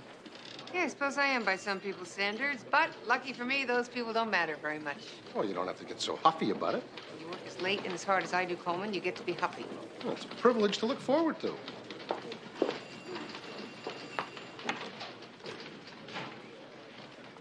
What's this? His idea of a short day? Where the hell's Lowell? Haven't seen him. Or missed him.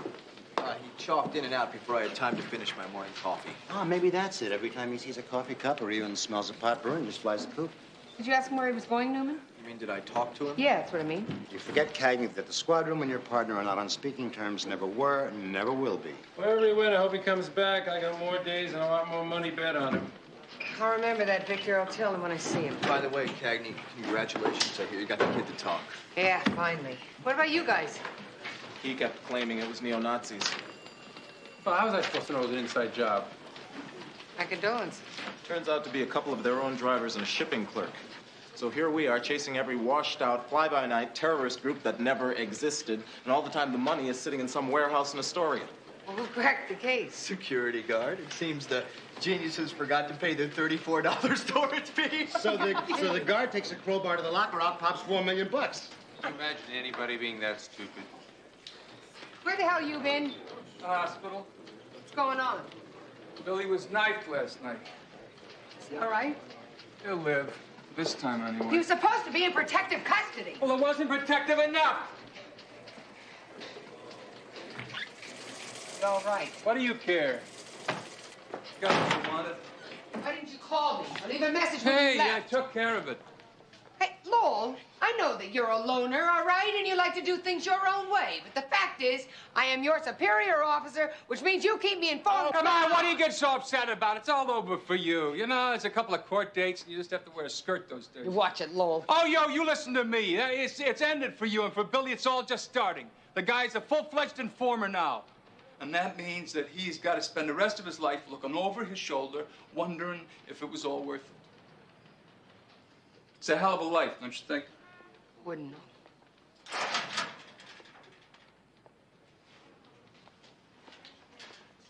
Did you do this? I tell you what I think of you right to your face. A rat in your locker? No, it's not my style. Style? In this precinct? You gotta be kidding. Style? Listen, rats, they're nothing. Compared to what I've been through the last 2 years, you guys gotta try harder than that if you're gonna keep me from being a cop. Because that's all I ever wanted, being a cop, you know? It was, for me, it was more than a job, it was an ideal. It was something to look up to, something to believe in. And the funny thing is, I still believe in it. Even after all these dead rats and your dirty looks and your silent treatment, I still believe in the job and everything it stands for. You believe in it? You believe in it so much. Why'd you go to the press? Why, you think I rushed into this? Huh? You think I didn't spend month after month after month getting jerked around by my precinct captain telling me to sit and wait while my charges are supposedly checked into, and a year goes by and they're still being checked into, and the guys are still stuffing their pockets, and my wife and my son are getting death threats on the telephone. Yeah, I spilled my guts to the press.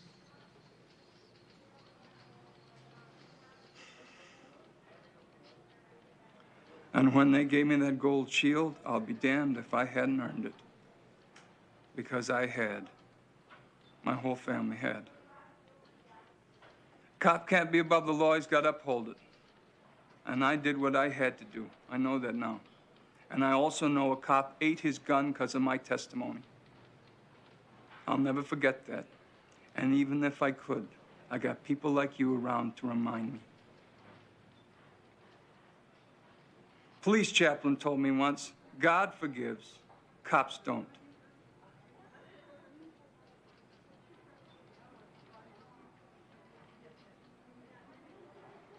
In.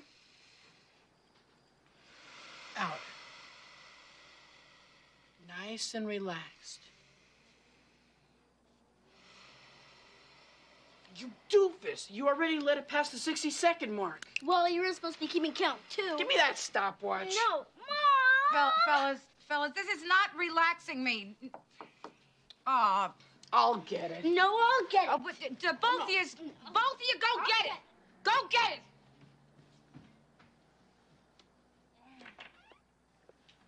Michael! Harvey, who's at the door? It's me. It's okay if I come in? Sure.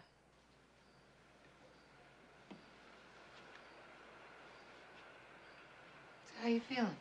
Tired. Harvey's working late, and the boys are testing to see if I really want to be a mother again. How you feeling? I'm holding on. How's the case going? Well, one of the gang members beat up the kid's wife. So we finally testified, and then we were able to round up the others. Good work? Yeah, it seemed to be. Till Billy got knifed for being a stool pigeon. Yeah. Why'd you sit down, Christine?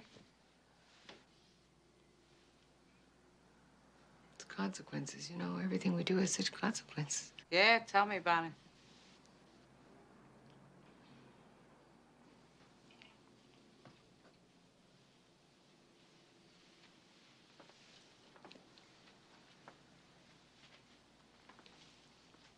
I should have come the other night. Yeah, maybe. But you didn't want to. Well, when you start comparing me to Lowell, Mary Beth, Chris, I had no right to shoot my mouth off. Hey, you're my partner. And you're my friend. And I do want to know what you think. Not all the time.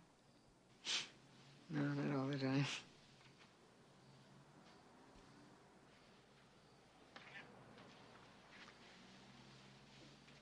Do you think that people see what I did and what Lowell did in the same light? In my opinion, Christine, turning in Hennessy took a lot of courage. But it's not the done thing. Charlie says you never bust another cop. Chris, you did what you thought was right. When we have a conscience, we don't have a choice. I think we always have a choice, Mary Beth. I do. I mean, who's to say whether the choice we make is right or not, but... I don't know, in the end, maybe only God knows that. Yeah, she'd know. I didn't mean to make you mad, talk about you and Lowell in the same breath. I understand why you did what you did. And I've been working with him. You understand why he did what he did? No, Mary Beth, now don't put words in my mouth, all right? You know that makes me angry. You gonna lose your temper again or only your mittens? Don't push it. I'm glad you're here. I'm glad you're glad. So where'd you put my stopwatch? You know, I was getting worried that we were gonna have to find a backup for the backup. Ready? We will start with one deep cleansing breath. Ready?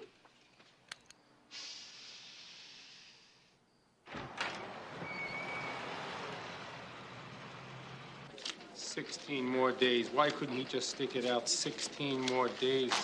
Damn personnel department. When will they get him out of here? What's the difference? What's the difference? What's the difference? This is the difference. The 123 in Staten Island's photographic unit. 9 to 5. I won't make chief of detectives, but I'll get to know my wife again. Yeah, right. Thanks. Me too. I'll see you soon if the throughway's not too bad. Bye, honey. Well, I guess that about does it. Guess so.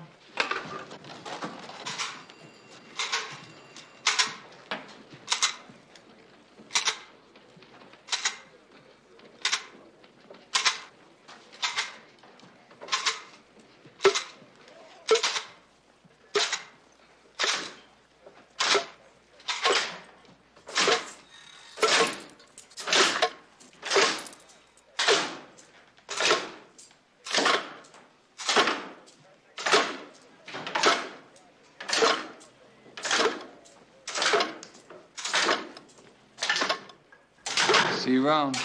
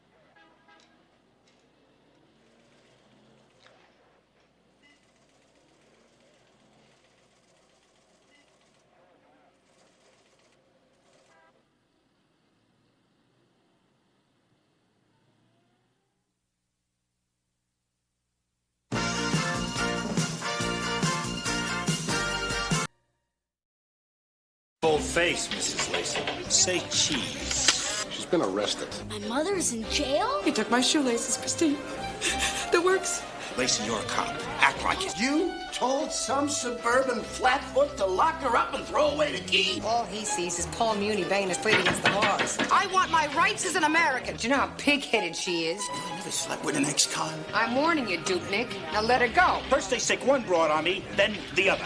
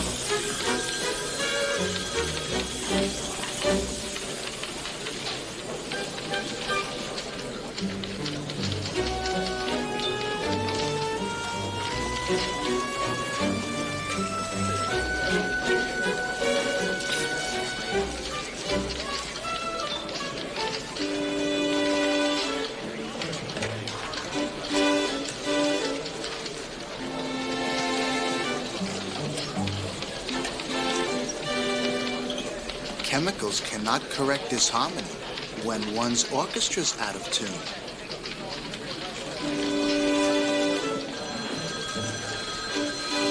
Sergeant Cagney, crime stats you wanted.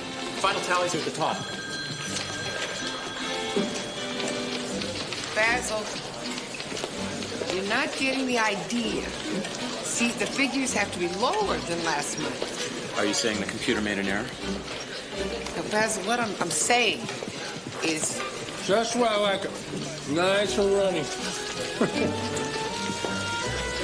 What I'm I'm saying is you're not hearing me. Now, it's bad enough that I'm being saddled with this community board meeting. I also have to prove to them that we are stopping crime in its tracks. And I Tell need you, you it's just guys like to that. You help. compare the coffee shop to the hole in the wall. Oh, it's Becky. What's the problem? Notice you. Look, Basil, let me tell you. There are 33% more burglary arrests on the east side. That's only 3 more arrests than last month. Basil, it is still 33%. What they don't know won't hurt them. So work with me, all right? Listen, Miss Becky, what about that Sister Beatrice Feister? You think they care about girls' basketball? Besides, that was months ago. So it's a stretch. Those little girls haven't forgotten how you coached your heart out for them. Dribbling up and down the court. Yeah. You can tell him I'm a saint. Yeah. You're a sucker for girls in gym shorts. Cagney, what about that high diver I saved off the Empire State? You've been training on that for 13 years, Carassa. Well, what the hell? Why not beat a dead horse? Okay, listen up, everybody. People magazine says that the students of today are complacent. Well, I have a thing or two to say to People magazine. And it's not all loud music and swallowing guppies out there on our campuses. And certainly not at Queens College. Not by any means. Sign me in, will you? Anti-nuclear rally, huh? Christine, did you know that they are transporting nuclear waste through the streets of Queens? A committed, caring cop. I like it. No way. This is a strictly personal expression which I am expressing, and you may not use it for your community board meeting. It's just a thought. So when are you going to be Jane Fonda? Tomorrow afternoon, and I'm taking personal leave for it. Your first peace march, Mary Beth? Never too late to get involved. Your first march, my first community board meeting. It's kind of like crawling in the back of a Chevy for the first time. It was a Buick.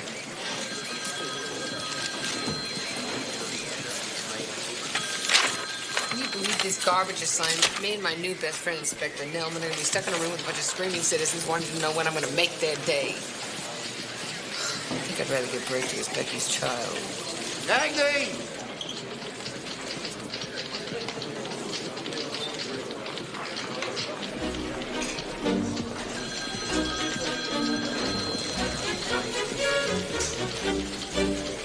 Fear is the only feeling that has no music. Esposito, what are you on?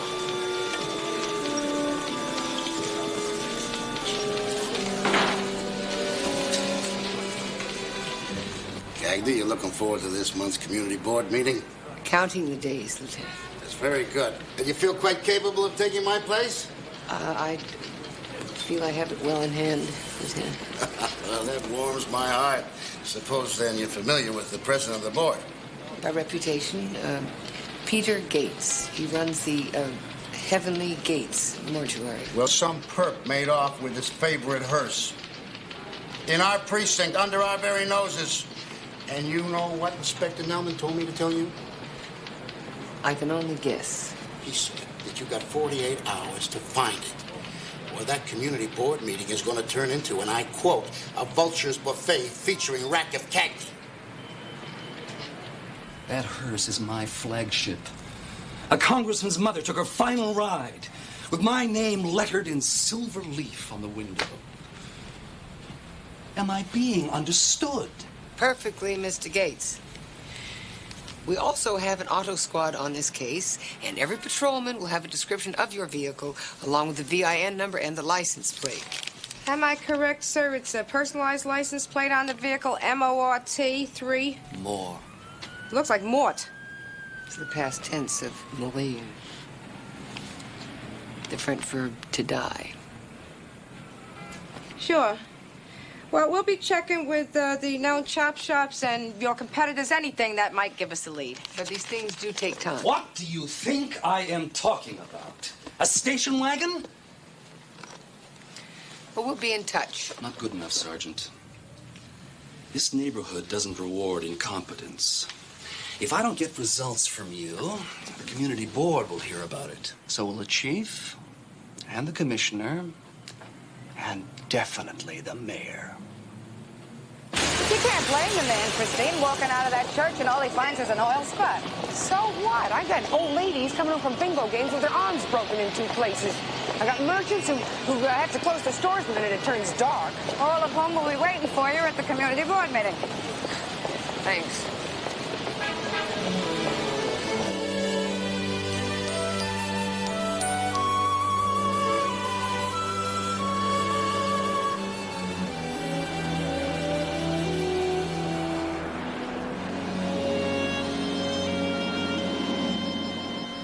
Marching around with people half your age. Hey, your mother is trying to stand up and be counted. Everybody should have her fire and passion. She cares about what happens on this planet. Now, what's wrong with that? For all we know, they could be driving that nuclear waste right through our own neighborhood. Why don't they just flush it down the toilet? Tell me he didn't say that. They can't, sweetheart. It's too dangerous. Then how do they get rid of it? They don't. They bury it, and it's not safe. That's why people of conscience, people like your mother here, are trying to spread the word about what's happening. You mean like marching around and yelling and stuff? Well, you have to get people to pay attention, to sit up and take notice, which is why the 4 of us are going to be there. Oh, well, honey, I'd love to go. I told you, but I got that 2 o'clock, remember? One of my subs, he's pouring concrete. But what is more important here, Harvey, your conscience or your concrete? Oh, well, honey, you know I'll be there with you in spirit. That's some example you're setting here, Harvey. Yeah, you know, Mom, I got a test on democracy tomorrow, so... See? I'll be happy to write your teacher a note. You mean we're getting out of school? To look like geeks in front of the whole world. I am sure that Mrs. Bulaji will understand this is an important educational experience. It's an exercise in democracy. What, marching around with my mother and my little brother? This family, however, is not a democracy. So you don't want to go tomorrow? That's fine. You may spend the next 4 weekends in the library doing research on nuclear waste.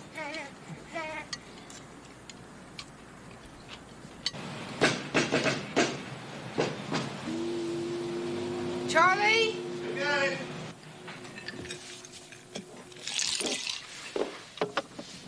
Come on, open up, will you? Hey, calm down, all right? This one is an hour late. Yeah? Call it fate. Ain't she gorgeous? I was passing this little shop, see, and there she was sitting in the window like a gift from the angels for my gorgeous little girl. Thanks, Charlie. That's okay. Besides, there's never enough light in here anyhow. Depends on what you want to see. Well? Well, what? The aspirin for my headache, the pills you were supposed to bring. I'll be back in a jiffy. Okay, forget it. Suit yourself. But it's not my fault you got a hangover. I, of course, am sober as a judge. Did my lips move? Oh, what's this? Carrot juice? I call it none of your business. Oh, excuse me, my saintly sergeant daughter. I thought we were talking about whiskey here. I guess not. I guess what we're talking about here is some other way to make poor old Dad feel guilty. Fire away. I don't want to get into this with you. Yeah, of course not. You can take it or leave it, can't you? I mean, you can quit anytime you want. Let me tell you something, kiddo. It ain't that easy. Maybe not for you. It's a matter of willpower. Of which you have carloads and I don't. I didn't say that, Charlie. You happen to have a disease. Oh, boy. I knew we'd get here somehow. Don't you tell me that John Barleycorn doesn't blow his little silver whistle in your ear every day at 5 p.m. Okay, Charlie, why don't we just drop the subject? Oh, no, you don't, Miss Holier than Thou. I know fear when I smell it. I bet you $100 you can't stay off the booze for a week. Oh, really? Well, I'd be happy to if you do. Oh, no, wait. I didn't... Hey, no guts, no glory, Charlie. Gonna be the easiest $100 I ever made. Yeah? Well, if it's so easy, why don't we double the bet? You got it. Swell.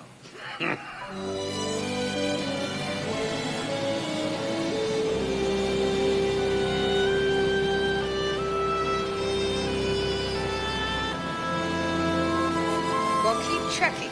What about places where cars are stripped and abandoned? Oh, I don't mean the entire Bronx. Hi. Mind if I share a very special thought? Intensely. Okay, Zach? Do you have anything for me to take to the community board? You know, Cagney, there are no discordant notes when you're in tune with your natural harmony. I never thought about it like that before. Nothing yet, Kevin. Well, the thing is, we gotta stop fighting. The symphony is stronger than all of us. Anyone see Samuels? He's at the dock having a spine adjustment. Allow me to introduce you to individual manifestations affecting general existence. Image. That really helps, huh? Carissa!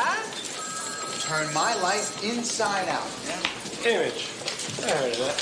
This is just the beginning, isn't it? Down in the cellar, there's an exact duplicate of each of them. Cagney. You in charge here? The manner of speaking, what's wrong? Well, I just got a call from the 119. In Queens. Yeah, you better get over there right away. Second thought, maybe you better sit down. Why, what's wrong? It's Lacey. She, What's the matter? well, Is she all right? Coleman, talk to me. she's been arrested on a charge of inciting to riot.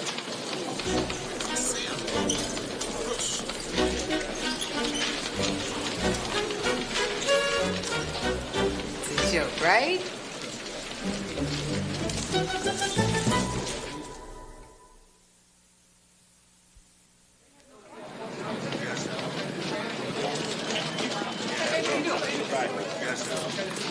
No, I got a bunch of All right, if I could have your attention, please. All right, quiet down now. Hey! All right. Sergeant Horowitz will be moving you quickly through processing. After you've been ID'd, you will be issued a desk appearance ticket. You all right? I'm fine, honey. How my fellow protesters holding up? Just worried as though we followed the paddy wagon here. Excuse me, we have a report here that a member of the force was inadvertently picked Boy, up that in the cop sure threw you around, Mom. Sweetheart, I am fine. He's a rookie, and sometimes I think they have to act like Rambo. Officer, I'm over here. It's the nun. Detective Lacey. Nice to see you again. Small world, huh? Very. Harv, why don't you go ahead and take the boys home? We just can't leave you here, babe. Harvey, don't worry. It'll take about an hour for me to get processed, and Muriel's waiting with the baby, so she'll be waiting on you to take her home. You sure you'll be okay? It's a simple ticket. I'll grab a cab. Detective Lacey, we haven't got all day. Hey, you got cab fare? Yeah. Oh, Yeah. okay. I'll see you later. Just take care of yourself, okay? All right. Okay. Bye, Mom. All right. Come on, guys. 60s at all. What's the problem, Lacey? Midlife crisis? Things too quiet in Manhattan? You gotta come onto my turf to foment social upheaval? May we get on with this, please? I know. You were afraid they started a revolution without you. It was not a revolution. It was an orderly civil demonstration until your Rambo rookie had to get badge heavy. Sure, I didn't do it. It wasn't me. Everybody's last words before they march him to the guillotine. But happy day we both wear blue. Huh? There's one cop to another. Read me, Lacey. Detective Dubnik, I'm not asking for special treatment. Look, let's just call it a case of mistaken identity. I didn't see you, you didn't see me, right? Well, I saw the cop that jumped on me. They teach you that gentle touch out here? Hey, you and your peacenik buddies here were blocking traffic. These people are innocent citizens whose only crime is they don't want to die glowing like flea collars. Lacey, I am not going to say it twice. Hit the bricks. I want my rights as an American. Oh, sure. So they can say Dubnik, the one who busts cops. I don't have enough enemies, huh? Forget it. I don't believe this. Never in all my years. Not even parochial school. Lacey, you're a cop. Act like it. You're a cop. You act like it. Oh, yeah? Yeah. You want your tickets? I want my ticket. Then take your damn ticket. I will. And cram it where the sun... Take a Droopnik. Dubnik! Of course. I'm Sergeant Cagney. Oh, how are you? My partner. It's a tiny little misdemeanor. It's nothing. Nothing? Are you nuts? You might as well be running guns to the Irish. You know what's next for you? The switchboard. Tending lost dogs. Good tickets, like a lousy parking You want to go back to citation. school What are crossings? you making such a big deal Wearing for? that outfit with a snappy white belt yelling stop and go in the middle of a blinding snowstorm? It is a trumped-up charge, and I want my day in court.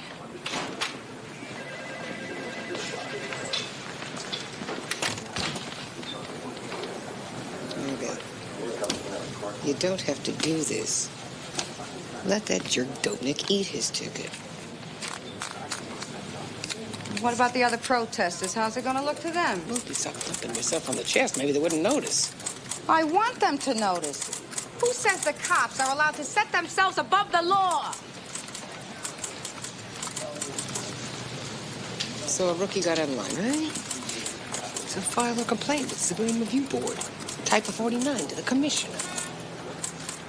Yeah, that'd probably be the smartest move. Believe me, Mary Beth. Believe me, you won't regret it.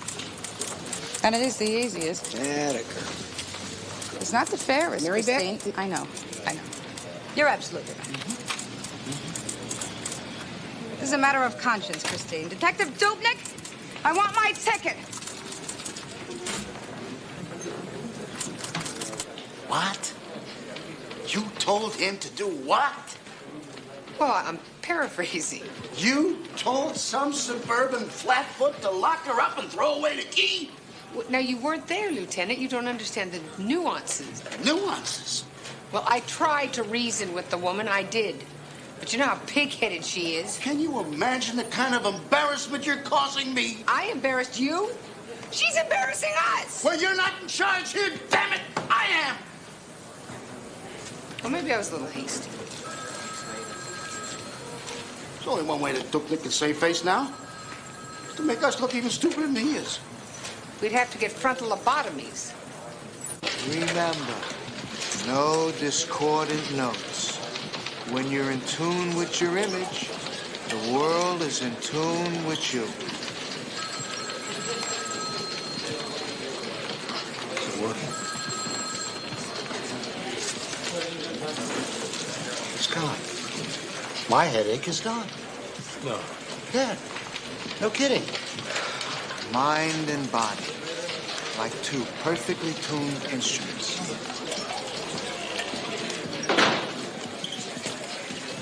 How would you like to be in tune with the rhapsody of joyous abandon? Sergeant, yes, you're a true sergeant, and I respect you for that. You act like a sergeant. Don't start with me, Esposito. I'm not going to your stupid seminar. Coleman! Where's Coleman? A real sergeant, giving of herself to the people around. I've got something to give you, Esposito, and it's an eternal bliss. All right, all right. Coleman, where is my hearse? What is happening? We only have one more day to find it. Your hearse. Oh, yeah, that. They found it. Terrific. Where? At a teeny bop drive-in in Brooklyn. But listen to this, it gets better. The uniforms had ordered cheeseburgers, see? Don't tell me. They had to wait for their order. They lost it. They're going to find it. We'll get it back. Ah! Come on, we're going over to Flannery's. You want to join us for a few? Yeah, Cagney. Come on, I'll treat you. Terrific. I could use one. Oh, by the way, your father called, told me to tell you he's going shopping in the 200 smacker range, said you'd understand. So let's get going. Maybe I'll join you guys later, okay? Okay. I can't tell you what you did for my head. Oh, fantastic.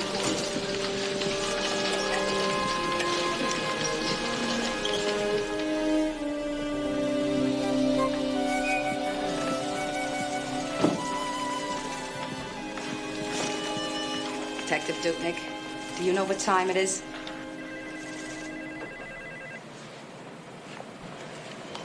What is the holdup? No problem, Citizen Lacey. Artie!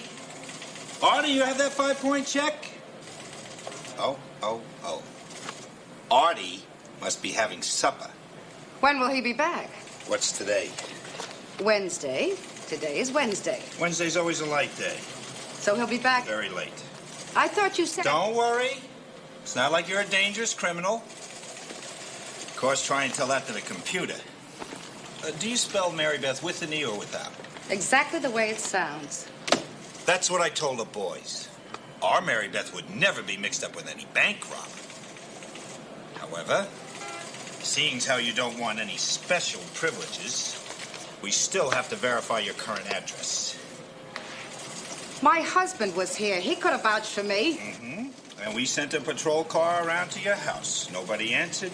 We can hardly cross-examine a mailbox. Nobody was home because they was here. Mrs. Lacey, I do not know how they do things in Manhattan, but here we do it strictly by the numbers. Mr. Mr. Dupnik, you like numbers? Why don't you check the 61 you filed when our house was robbed and your people recovered nothing? Section 11016 of the patrol guide. I'm afraid it's very specific. You know damn well who I am. So let's quit waltzing around. My feet hurt. Yeah? I got a pain, too. Okay. Okay, you made your stand. Hip, hip, hooray. Now, please, go home to the bosom of your happy family. Not without my ticket. Forget your ticket! I am trying to help you. I don't want to be helped. I want to be like everybody else. You are not like everybody else. Can't you get that through your thick head? Process me and let me go. Fine. As soon as a car's available, we will send it around again. Of course, what with riots and insurrection. You may have the morality of a cockroach, but my principles are at stake here. You want to play Joan of Arc? Fine. I got plenty of matches. My mom's in jail? Whoa, whoa. Calm down, boys. It's gonna be okay. Man, What if this thing's on TV? What if people find out? We'll be famous. oh no, it's just a simple misunderstanding. By morning, they're bound to let her out. Wait till I tell Jason. Tiffany's gonna leave me. Hey, fellas, this is your mother. She is standing up for what she believes in, and we are going to back her up. Now, do you hear me? You think I'm stupid? Well, I am not stupid. I know why you're doing this, and you know what? I don't care. I have bigger fears. My children and my children's children growing up in a society where nuclear waste is routinely bussed through the streets of Queens like it was yesterday's garbage.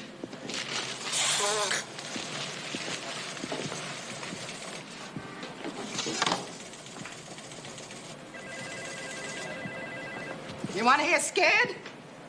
Give us a full face, Mrs. Lacey. What, here? Right here.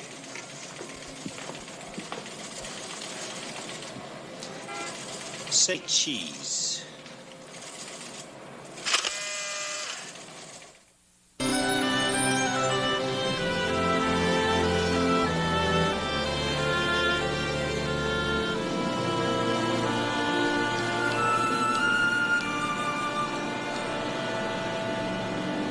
If Detective Lacey caused any hard feelings, I apologize. And I assure you in a day or two, 3 at the most, you will be receiving an apology personally from her. Look, that lady has been given every opportunity to walk, to which she has responded by thumbing her nose at me in front of everyone.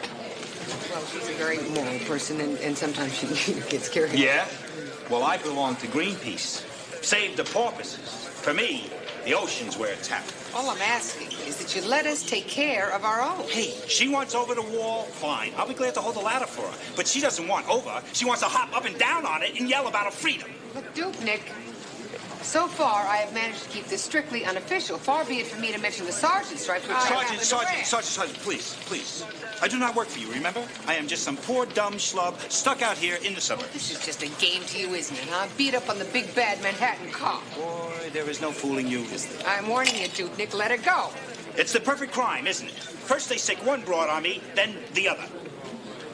What is it that you want from her, huh? You want her to kiss your ring? Is that it? Hey. Let me tell you something. You are not fit to carry that woman's lunch. You want her out of here? Fine. You talk to her. You tell her in whatever language you people speak that it is up to her. That she'll just listen. That she'll just be reasonable. Hey, I am a reasonable guy! My lipstick, my nail file, my compact. He took my shoelaces, Christine. The works. You know what he said? God forbid the phone rings, and you take your belt and you wrap it around your neck and you do the Dutch act. Mary Beth, all the man wants is just a simple apology. Apology? Why should I give that man an apology? For bringing peace and harmony into his life. What do you think? Hey, it was Dupnik's uniform that jumped on me in the first place. What if he had touched one of my kids? He didn't touch your kids. It's a matter of principle. All he sees is Paul Muni banging his plate against the bars. She couldn't verify my ID. So I showed him my gold shield, which he took, in case I defaced departmental property. Mary Beth, you could be just You know what he listening to said? me. Alleges, he said. My gold shield only alleges I am who I say I am. Well, for God's sake, what do you expect? You came into this thing with bad blood between the two of you already. Or did you forget about your candlestick? That's what I'm saying. The man's a perfect idiot. Nobody's perfect. We have to do something. Christine, call his squad commander. I called the squad commander. I'll call my lieutenant. Get Lieutenant Samuels to talk to his squad commander. I already talked to Samuels. Well, come on, Christine, help me here. Think of something. Anything in here to dig with? It's a joke, I bet. Come on, there you go, Josie. Oh, I'm Free Lacey. Free Lacey. How much, Esposito? Coleman, we're all notes on the keyboard of life. What do you say I sign you up for the seminar? If you ask me, I say we go bust Dubnik in the face. Seriously, you're not charging anything? No.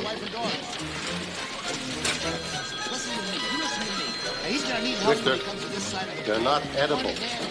Sending out for reinforcements. I want warrant on every cop in Manhattan. What? I don't believe in all the favors he owes me. They're stonewalling us in Queens. Well, the key here is not aggression. The key is the intense focus of all of our harmonic energies. I say we dynamite his house. Babe, are you all right? Do I look all right, Harvey? Well, your hair is kind of mussed. What do you think? They got a maid service here? No, I just pictured a couple of stools, maybe a sink. What'd they do with the furniture? I burnt it to the ground. Big fire? What do you think, Harvey? This is it. A lousy cut. A mattress you wouldn't want to touch with clean hands, and all of a sudden you're sleeping on it. Who cares? Something inside you snaps. You become like this half animal, like one of these people they find wandering the jungle, believing it's still World War II. Well, babe, you can't say you didn't make your point. I mean, man, oh man, who would have thought, huh? What is so funny, Harvey? Nothing. Both the boys, they send their love. Uh-huh. You explained it all to them? Oh, sure. They know that it's about injustice. They know that it's a matter of principle. Absolutely. Mikey asked if you'd been tortured, if you could hear screams. Mary Beth, I caught him lifting my hacksaw. He said something about hiding it in a cake. And then there's his older brother. He's thinking about changing his name. I don't believe this. My wife, an ex-con. Hey, you know, I never slept with an ex-con. Keep it up, Harvey, and maybe you never will. Oh, come on, Mary Beth. I seen that Drupnik. He's no match for you. Come here. Oh, baby. Oh. Visiting hours are over. Bye-bye, babe. You may kiss the bride. You may kiss my butt.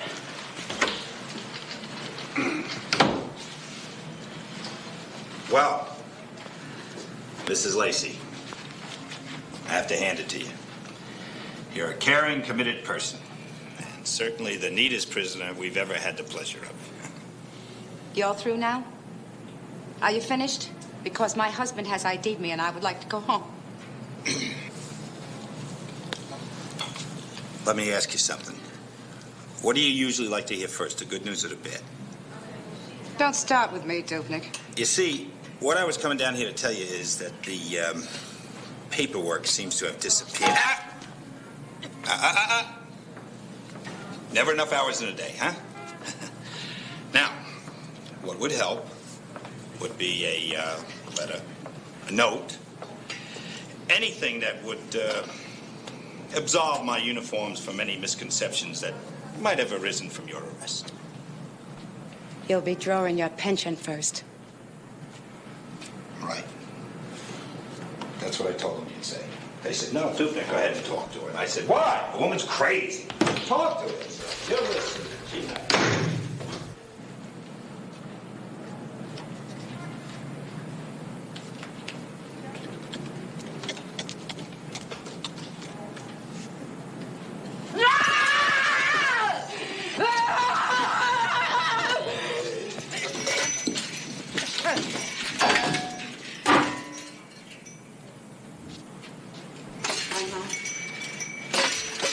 I'm sorry.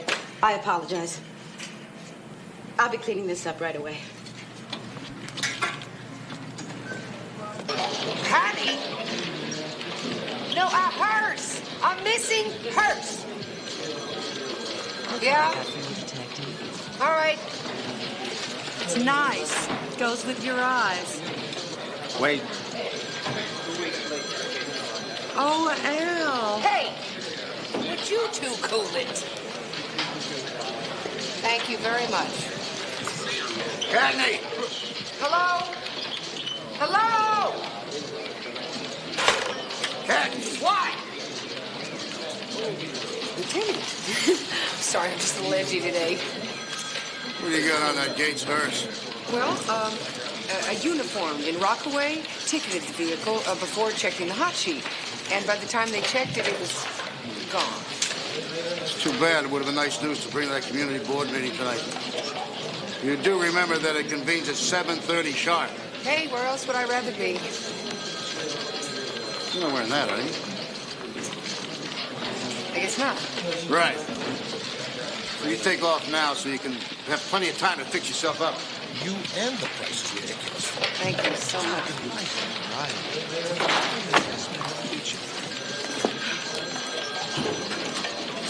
Excuse me. If not tonight, can I put you down for a future seminar? Oh, I'll take that as a definite maybe. So what do you say, partner? Can I put you down for tonight? I don't know. Oh, if it's just the money. You don't look different. My money is your money. You're different. Good night. Good night and have a beautiful night.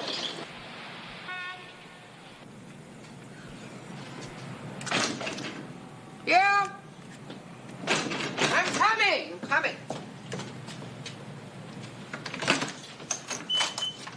Thank God for grapes.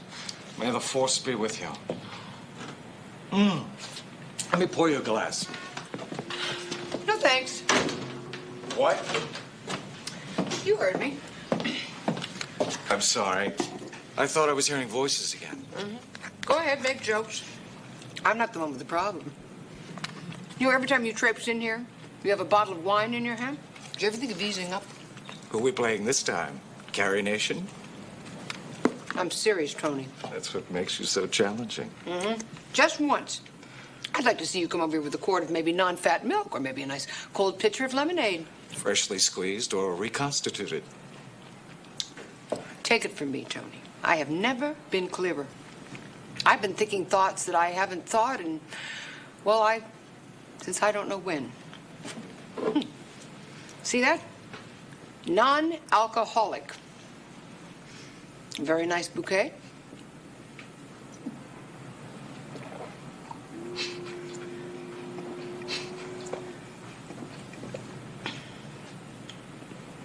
Come on, Dupnik. You want to start something? Why don't you open this cage and hit me, why don't you? You're nothing but a great big bag of wind. Then how come all the hot air's blowing from your side of the bars? What is this job, a game to you guys out here? You got nothing better to do than jerk around the wife and mother of 3 young children? One not yet out of diapers? I didn't jerk you around. You jerked yourself around. You knew who I was the minute I raised my hand. The patrol guy. The hell with that patrol guy! I got juice, Dupnik, and I intend to use it. A fat lot of good it's done you so far. Okay. I'm through being a nice person. You want trouble. I'm gonna give you trouble. I'm gonna carry the truth about you all over the department. Consider the sauce. A crazed hippie cop. A hippie cop who happens to be an official delegate to the Detective Endowment Association. Oh, yeah? Well, so am I. Well, then listen up at the next meeting, wise guy, if you can stay up that late when I warn our fellow detectives what we got hiding in our midst. A wolf in sheep's clothing. One look at your fangs, they'll give me a Purple Heart. And if that don't settle your hash then and there, I also am, at present, the recording secretary. And I'm a past vice president. So what? So, I'm gonna write all about you in the official newsletter. My brother-in-law is one of the editors. One call of him, there won't be a story. Oh, yeah? Well, I have friends, too. My husband called one of them. Lynn Sutter. Big deal. You don't know her. You don't know her work? She works for the largest daily in Manhattan. So does my son, the paper boy. Well, you ought to know her work. She follows the department very closely. She wrote that controversial piece on certain disturbances out here. Come on, Lenny Sutter. Practically a household name at One Police Plaza, particularly with the commissioner. And you people in Queens can't use any more publicity. You're bluffing. You wouldn't dare. Joan of Arc, huh? We'll see whose tootsies get burnt. I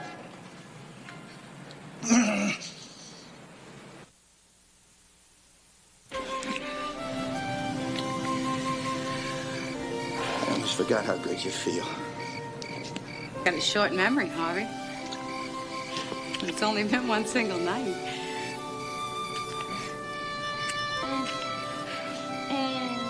Me too. Oh, my darling. Good evening, Mr. and Mrs. Lacey.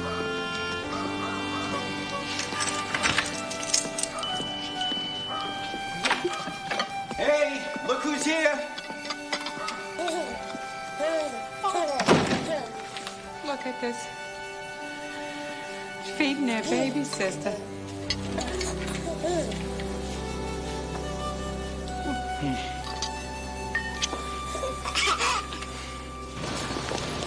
I did what any sane person would do with a rabid dog in her face.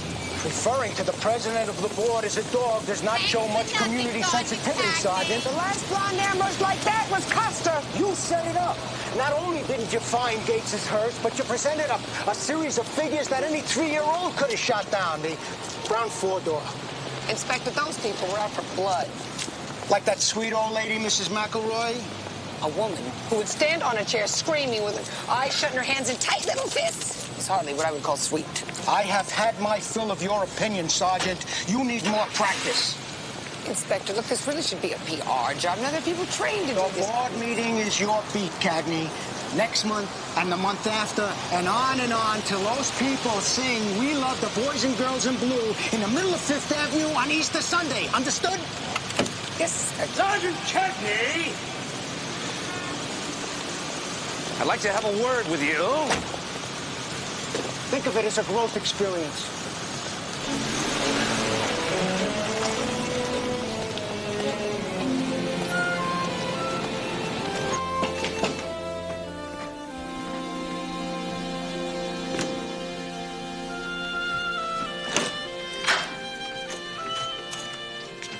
Let's get down with some calcium. Could you tone down the cheerfulness? I've had a very hard day. What's this? Leftovers from a past life? No, it is real life happening now. Let me have that. When you're stepping off the wagon, you need a buffer. Ever heard of moose milk? What are you doing? Love it. Where's the sugar? That's 8-year-old scotch that you're ruining. Genteel old ladies with tender stomachs swear by this. Who is it? We never sleep pretzel delivery. Hi, Charlie. What's that? Never let it be said that Charlie Cagney welched on a bet.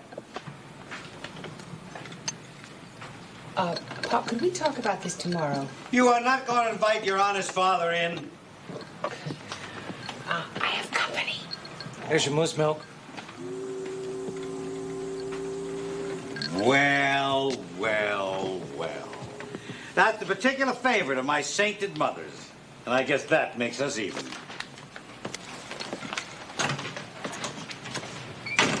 I was going to tell you.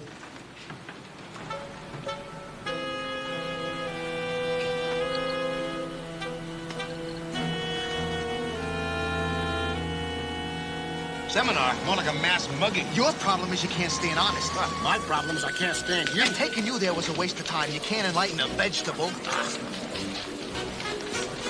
Hey, did it work? I know what this is about. You want to welch on the money. Hello. What? You just try to collect from me. I dare you. Fine. Not only are you old, vanilla, and a piece of white bread, now you're a welcher too. Hey, Esposito. Don't bug me, Coleman. Oh, welcome home. Everything I said was true. Oh, yeah? A Jewish Gabby Hayes? And that's my Puerto Rican howdy-doody. Forget your higher consciousness, Coleman, because I'm going to put you in touch with your unconscious. Would you guys grow up? Have you ever really looked at your steering wheel? The way it starts out with this little beep and comes all around.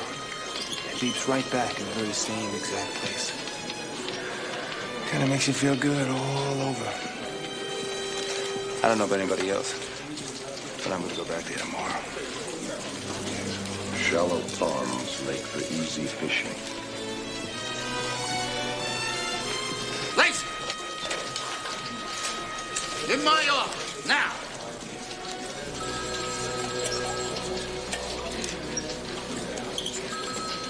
Sir, I know I embarrassed you. I embarrassed the whole squad. I'm sorry. I used poor judgment. I know what you're thinking, sir. She knows better. She shouldn't have done it. She's no kid. I mean, her kids are old enough to have kids. Well, the oldest one anyhow. And she doesn't set the world on fire like Cagney or even Esposito. She doesn't read the paper. I mean, does she even vote Democrat? And all of a sudden, she's out there on the picket line, getting busted. And you say to yourself, great God almighty, what if the press finds out? I know, I'm with you, sir. It doesn't make sense. I mean, here she is, trying to make second grade. It took her long enough, and now it's like she's begging to get back into uniform. So every day could be lost dogs and parking meters, stand in front of your locker, totally depressed, putting on one pants leg, and then the other lieutenant. I never meant for this.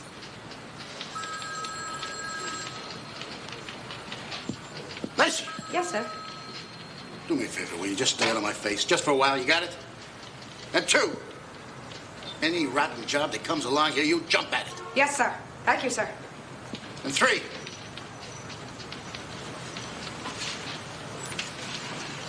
that dope thing's a real putz.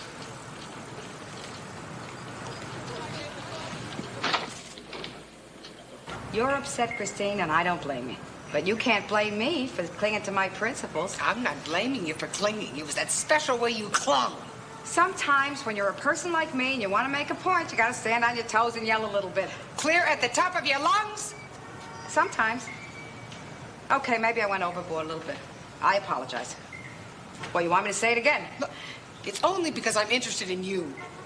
In your life, in your promotion. Now, if you'd just gone along with what I was setting up, then well, you were setting up.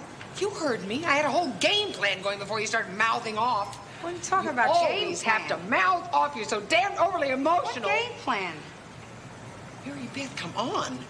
You've got to make sergeant by the time I make lieutenant, or they're going to separate us. Oh, I see. And then I get to be lieutenant when you get to be captain? That's right. And then you make chief of detectives and I make inspector. How come you always come out ahead of me in the game plan? What's my plan? Anyways, I've already got some of the stuff set in motion. Oh, yeah? Like you get to be president and I get to be vice president? What's wrong with that? Because nobody knows who the vice president is. That's what's wrong with it. He's always gone someplace or en route. Name one vice president of Franklin Roosevelt. Go ahead, try. Henry Wallace. Okay, you got lucky. Who else? Harry Truman. Well, Meredith, what is the big deal here? Maybe I have a game plan. Did you ever think about that? Maybe once I would like to be in charge. Be my guest. We'll go to lunch, you pick. It's 8:30 in the morning. Perfect. We'll go early.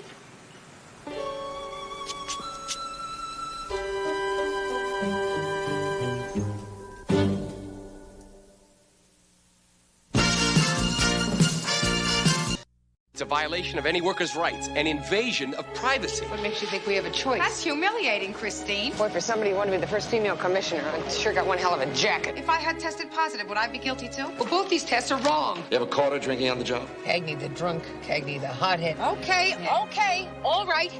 I am angry. Is this what you want to hear? Fine, we'll play it by the book. And afterwards, I will take the book and stuff it in his library. Both charges are against both of you. For what? Crimes against the state.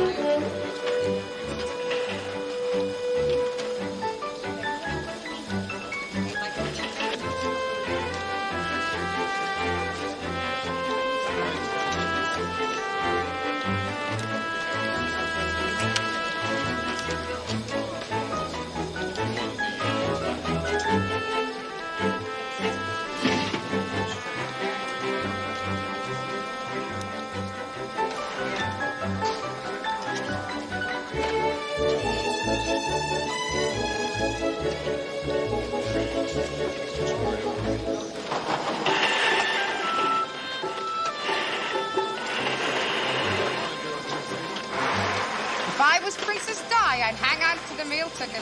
What's she gonna do? Go back to teaching nursery school? Yep, from Buckingham Palace to Dotty's daycare. You want to slow down, Dottie? It's not like we're being paid by the unit. Hey, if Chuck's looking for a new princess, let's send him a group picture from the picnic. She doesn't have much chin, but I'll take the clothing allowance. Well, if the thrift shop look isn't in this year, I'm in trouble. Well, they put in the new... Sure wish I knew a way to pick up a little extra money. So do I, Rachel. You work your cha-chas off, but after Uncle Sam takes his cut, you're lucky if you can afford a night out. I'm lucky if I can afford a night in. Hey, if money's the question, a rich man's the answer. And unless a guy drops $100 on a date, well, no money, no honey. Any sugar daddies here? Here? You kidding? Well, what about this man with all the gold chains? He's always taking breaks. What's he, meeting a girlfriend or what? We kidneys. Chains are fake. Rachel's got the hots for this poker player in shipping. Oh, I heard he's drowning in IOUs. Yeah? So how can he afford the manicures? His wife works nights. Figures. Sure. Woman's work is never done.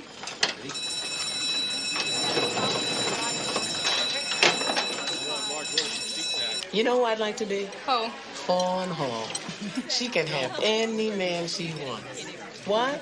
She's smart, she's pretty, she follows orders. Men love that. Uh-huh. Fran, you've got something on your chin here. Thanks. Sorry. Better. Who's Robert Redford over there?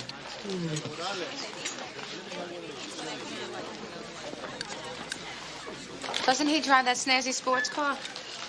Yeah, Richard Galt, I think. You know him? Not as well as I'd like to. Take a number.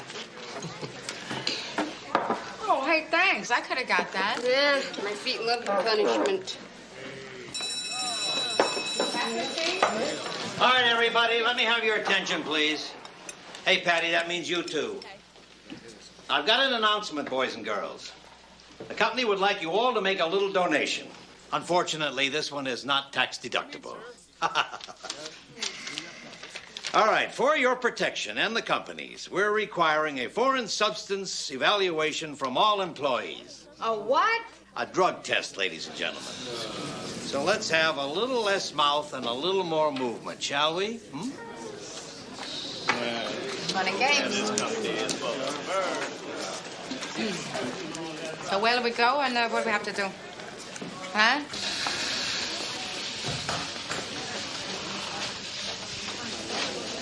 You know, they pay us squat for wages. Now they want us to squat for them. I heard this was one of the better shops. No, it's Zawalski. Oh, right. Zawalski. Rachel. Now I can honestly say I gave it the office. Patty Rodriguez. Where the hell is Fran? It's about time. Can they get away with this? They showed it to me. It's in the contract. You're the shop steward. Do something. It's there in black and white. If you want to keep your job, you take the test. I had to pee anyway.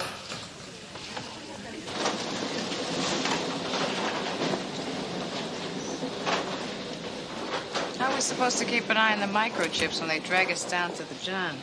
Who's this?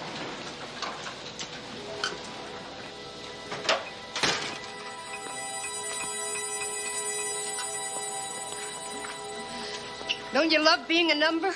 Huh? Like cattle being herded into stalls. Forget it, it's over. It's not fair. You say no, you're guilty. Yeah, well, heads they win, tails we lose.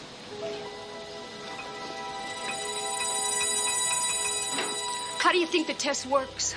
Do I care? Well, nice talking to you.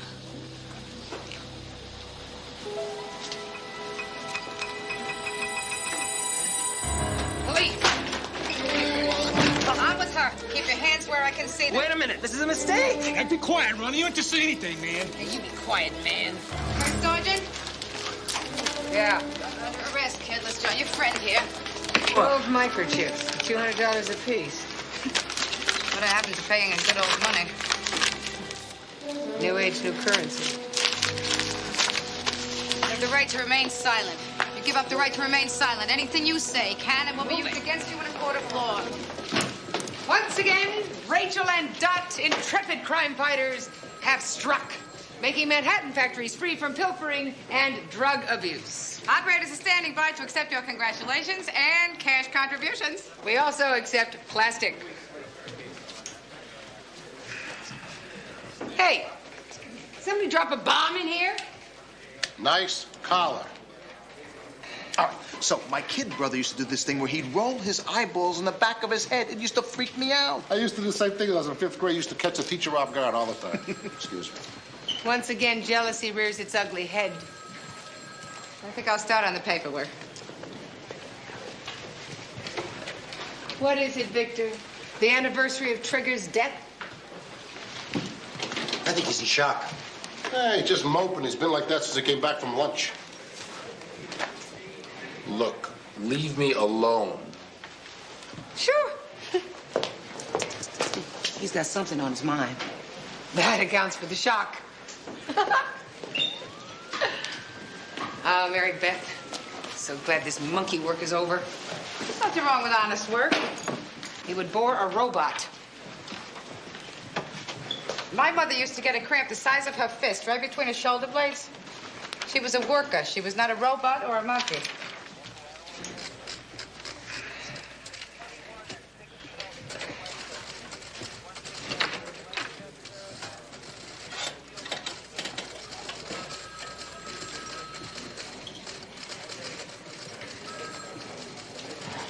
Oh, yo!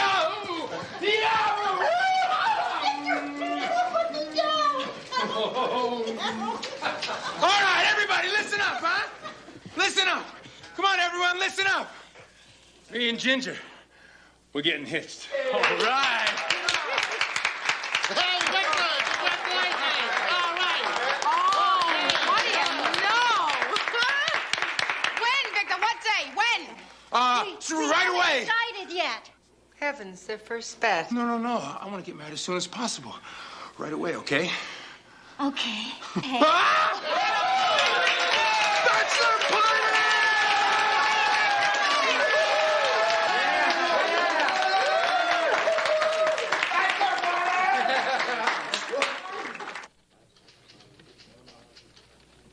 Harv and I almost didn't get married because of his bachelor party. You don't want to know. There's nothing more sophomoric than a group of guys contemplating their hormones. I like so much what she does with her hair. Especially the color. It's a firm handshake. I like that. Firm. Very. I like that. Ooh, that woman's amazing. She got enough brains for 2 people. She's gonna need it. Imagine a cowboy like Victor hitching himself to a PhD. Well, he better get his brand on before she changes her mind. Oh, it's so romantic. They're so different. It's like Heathcliff and Kathy on the moors. Oh. Thanks for staying to have a toast with us. I just personally wanted to invite each of you to the wedding. Our pleasure. Thanks. Thank you. I've heard so much about all of you. You've known Victor a long time. But I know him in ways you don't. He makes me so happy. And my kids love him.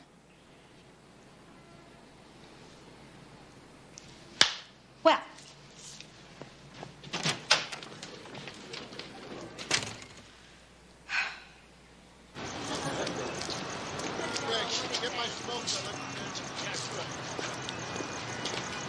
Let's now meet you for dinner tonight. of course. We should tell the kids together. I'll bring the pizza and ice cream. Well, you do that every time you see them. I think we should have a home-cooked meal in honor of the occasion. Ginger, for the honeymoon, we can go to the Alamo. With 3 days left to do it, don't you think we should concentrate on the wedding arrangements first? I know a judge. I know a rabbi. I love you.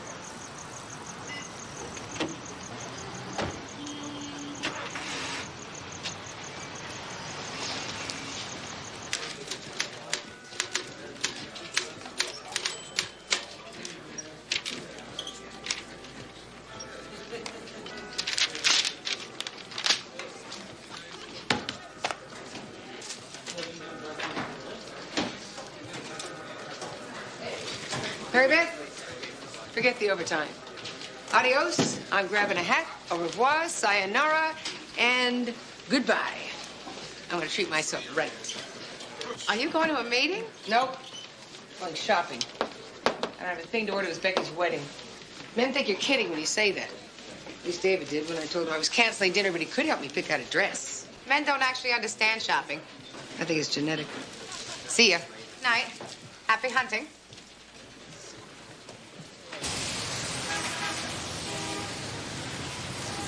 What do you think?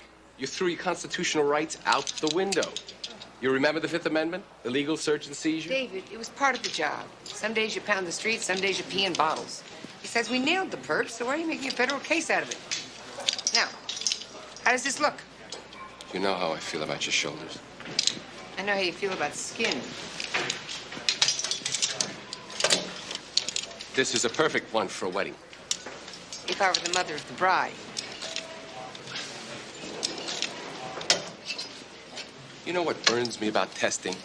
It's the hypocrisy.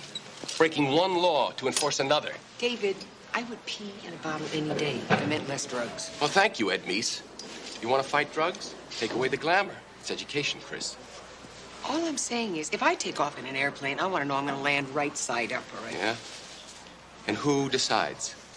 I'm not just talking about airplane pilots. I'm talking about train engineers, bus drivers, surgeons. People who carry guns? Huh? Where do you draw the line, Chris? It's a violation of any worker's rights, an invasion of privacy. David.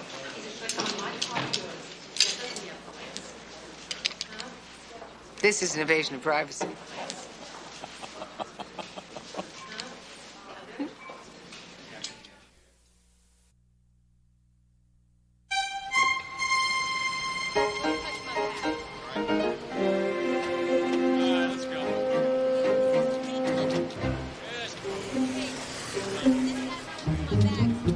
So he tells me he doesn't know whether he can put it together in that short amount of time. He's got to rent the hall. He's got to call your pals. He's got to get a babysitter for Lauren. So I said, hey, Marcus, you just be the best man and let old Manny take care of the bachelor party. So I'm saying, what is going to make the night? It's got to be something... Mammoth. Oh, bigger than mammoth. Ginger building your vocabulary, Victor? You're just jealous, Cagney, because you can't come to the bachelor party. The last place I'd want to be is at your homage to Homo erectus. Homo? Wait a minute. All right. So I'm sitting near the end of the runway over at LaGuardia, right? I'm trying to clear my head. And all of a sudden, ba-boom, it hits me like a wet 2x4. Moses only had a burning bush. So, Waldo Biddleheim? Dirty Waldo from Vice? The very one. So picture 5 of the most talented girls in the tri-state area and color them. Shameless. Personally, I am grateful that we weren't invited. I just wanted a chance to turn him down. The guy wound up marrying Waldo's stripper. Hey, Mary Beth. What? Do you remember that bachelor party that we raided last summer? Huh? Huh? Remember the one with Molly and her swinging dollies? Sure, Molly and her swinging dollies. And what was the name of that other act? Varushka. Yes. And her vanishing veils? The walking aphrodisiac. All these years on the force, I never saw anything like that. So many creative uses for fruit. And remember what it took to get the Longhorn sisters out of the bedroom? Who could forget? The Longhorn sisters. Certainly not I. The Longhorn sisters. Oof. Talk about a stampede, Victor. Sarge, is this private information or what? Oh, gee, I don't think I should say anything. Oh, come on, Cagney, we do the same for you. Yeah, come on, Chris. It's a special thing for me. What do you think, Mary Beth? Sergeant, I think you should follow your heart. Right. Sorry, guys, no can do. Oh, come on, Chris. Some Brent. Excuse me. Cagney, 14. Yes, Lieutenant. Yes, Lieutenant. Thornton. Great communication skills. He wants his ASAP. Hey, at least he knows his alphabet. Be able to handle this problem ourselves. You got that right. So call Vice and contact your friend Waldo and see if he can get us the Longhorn system. Get out of town. We don't need Cagney. We got me. Oh, yeah, he was a social director on the Titanic. Victor, I promised you a night that will have you grinning for a decade. Maybe Cagney will reconsider. No offense, Manny, but can you get us Marushka and the Vanishing Veils? Hey, last time I threw a bachelor party, the groom was 3 days late for the wedding. All right. Hey, wait a minute. You're implicated, and the department can't disregard Galt's charges. It's his first offense. Well, he's grasping at straws, sir. You didn't negotiate with him. No arrests in exchange for narcotics? Sir, with due respect, that's the most pathetic line of garbage I heard in a long Lieutenant, time. let me explain to you how it is out there. Now, when you nail a perp, they say anything. I didn't do it. They roughed me up, whatever it takes. The scenario is you two arrested him because he stopped cutting you in. Well, he said that on the slim hope that there might be somebody, if you'll forgive me, naive enough to believe it. Is that so? Your drug test from the factory came up positive, Sergeant. That's crazy. His attorney has obtained the results and is moving to have this case thrown out. This is a pile of crap. It's obviously a false positive. Lieutenant Sergeant Cagney has been my partner for 8 years. Now, I'll guarantee you there's no cleaner cop on the force. You're under fire, too, Detective Lacey. Sir? Galt's charges are against both of you. So, detectives, Health Services wants you both downtown to retest. And when you're finished, the DA wants to see you. I'm not going through that again. What makes you think we have a choice? That's humiliating, Christine. You shouldn't have to do it either. You sound like David. I consider that a compliment. Now, suit yourself. I am hitting the water fountain and then heading for Health Services.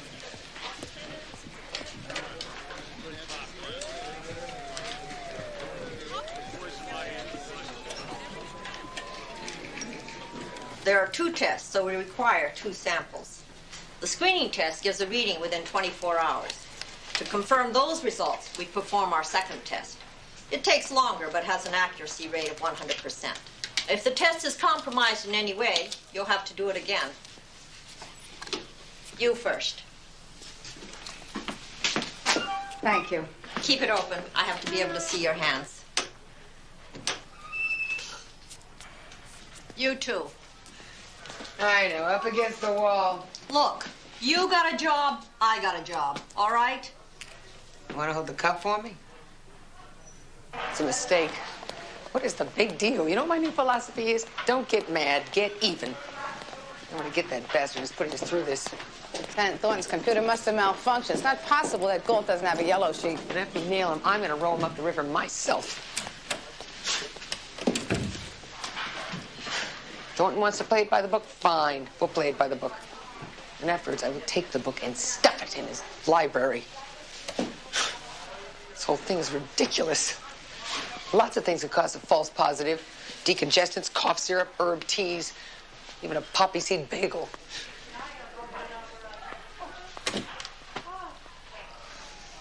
Meredith, you know I'm clean. I never thought otherwise, Chris.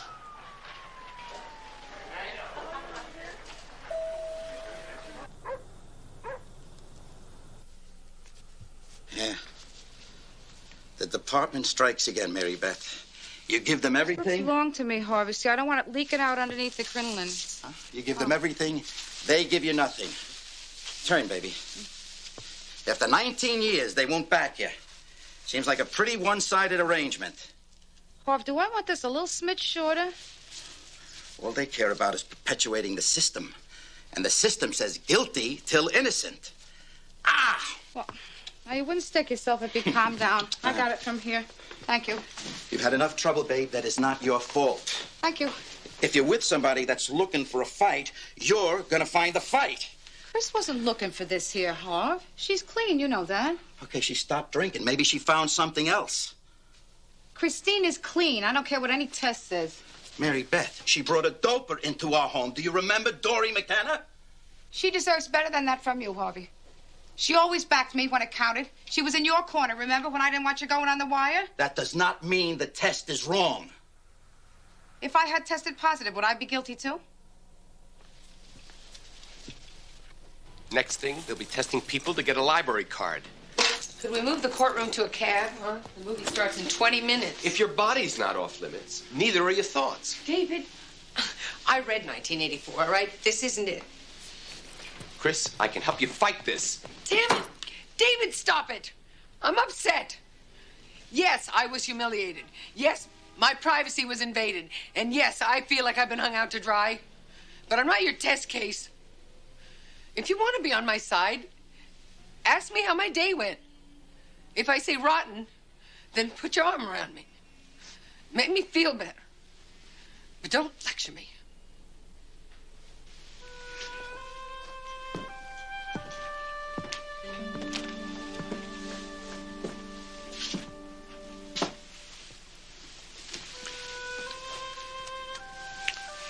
So, anyway. You want to go to the movies? Yes.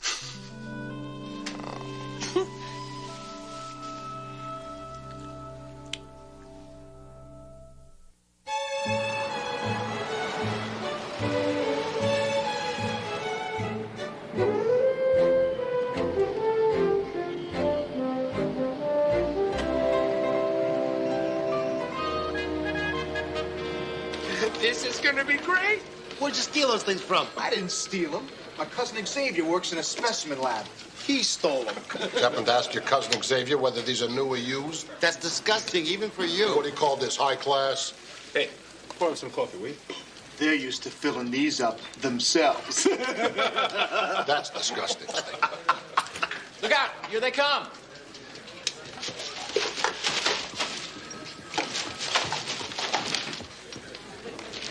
Oh, terrific. Albany is shut down and downtown turns up nothing under Galt. All right, it's a minor setback. Forget the name. We'll run his MO and his description.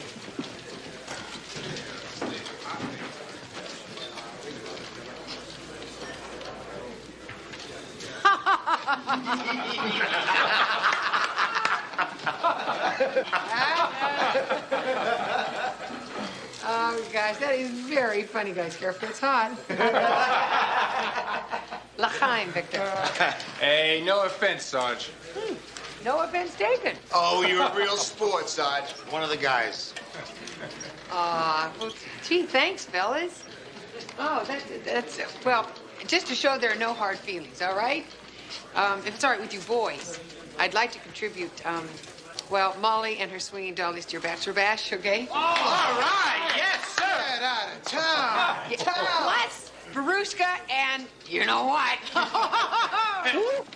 And the Longhorn sisters. Hey, my treat, okay? All right. Oh, hey, be historic. Hey, anyway. Yeah. The lieutenant's on 3. Thank you.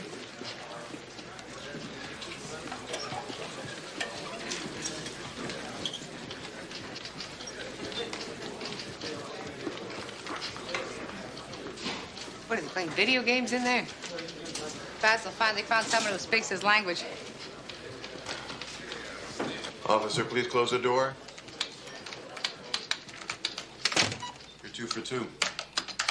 Lieutenant. Your prelim test returned positive. What? That's your second positive, Sergeant. Is this some kind of a joke? Well, both these tests are wrong. You know they aren't reliable. Tests are not at issue here. However, your continued ability to represent the department is. And in academy speak, that means? Regulations require that you be placed on modified assignment. You don't have to do that. A straight procedure. I'll need your gun and shield. Lieutenant, help me out here. It's not up to me to decide. You are going to have some downtime here, Cagney. Look, Lieutenant, those... Don't make me ask you again.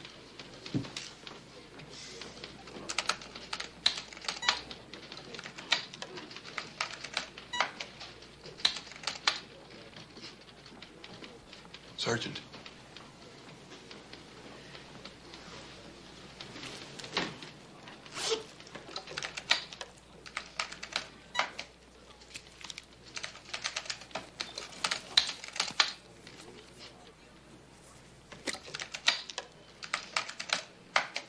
The chasana is Iber, and bald wird ich haben a bar mitzvah. Der Chazana is Iber und bald wird ich haben a bar mitzvah. Good, Victor. Ginger's family's going to be real surprised. Charisma es Iber und bald Charisma es Itzi done dosage. It's like a foreign language. Trust yourself, Victor. You're gonna do fantastic. I don't know. A family, the kids, a friend. You love her. That's what they'll see. It's like you're John Wayne and she is Maureen O'Hara. Like the quiet man. Yes. You're right. What's the worry? Let's go, Mary Beth. Where? They want us down at Internal Affairs. For what? Crimes against the state.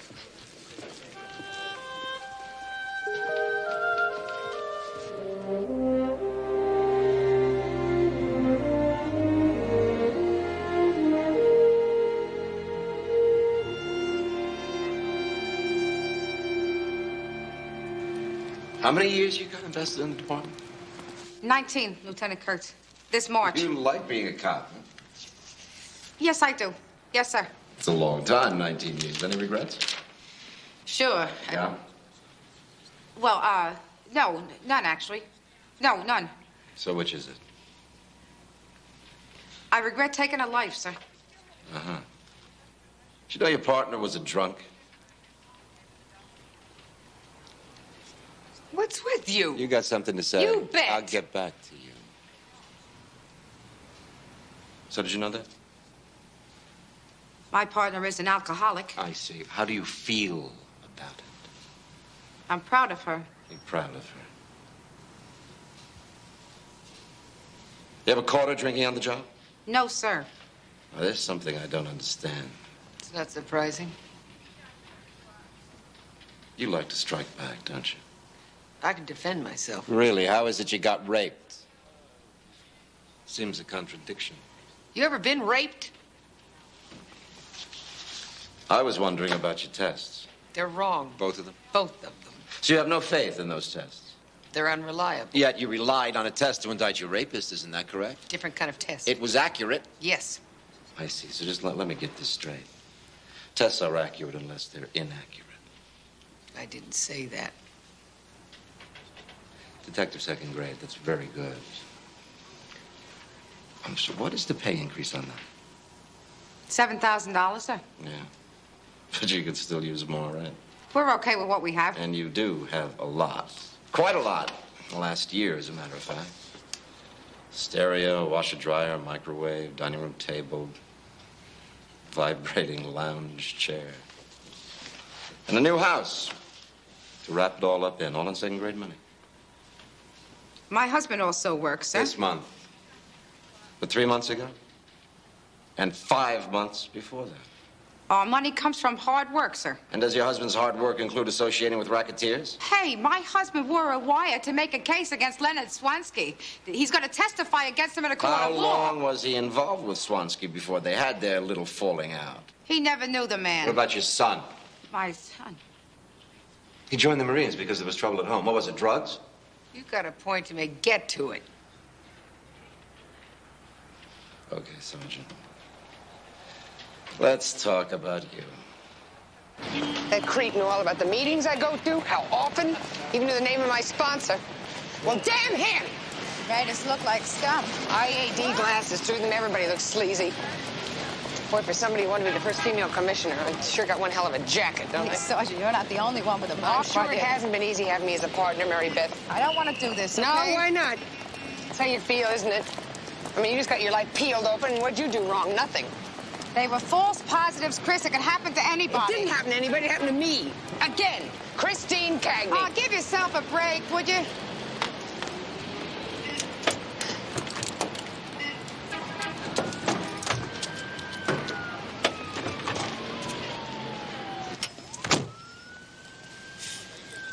Cagney the drunk, Cagney the hothead. Okay, okay, all right. I am angry. Is this what you want to hear? Yes, I'm angry. But I'm not angry at you. So what do you want to do about this? I don't know. Oh, boy. What I wouldn't give for 8 by 10 glossies of Kurtz with a donkey in Tijuana.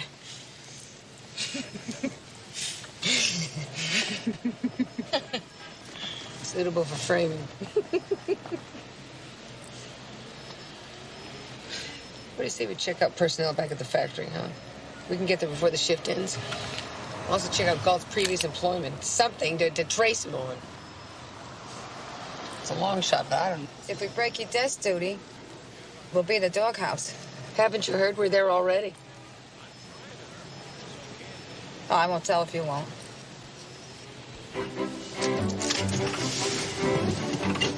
Seatbelt.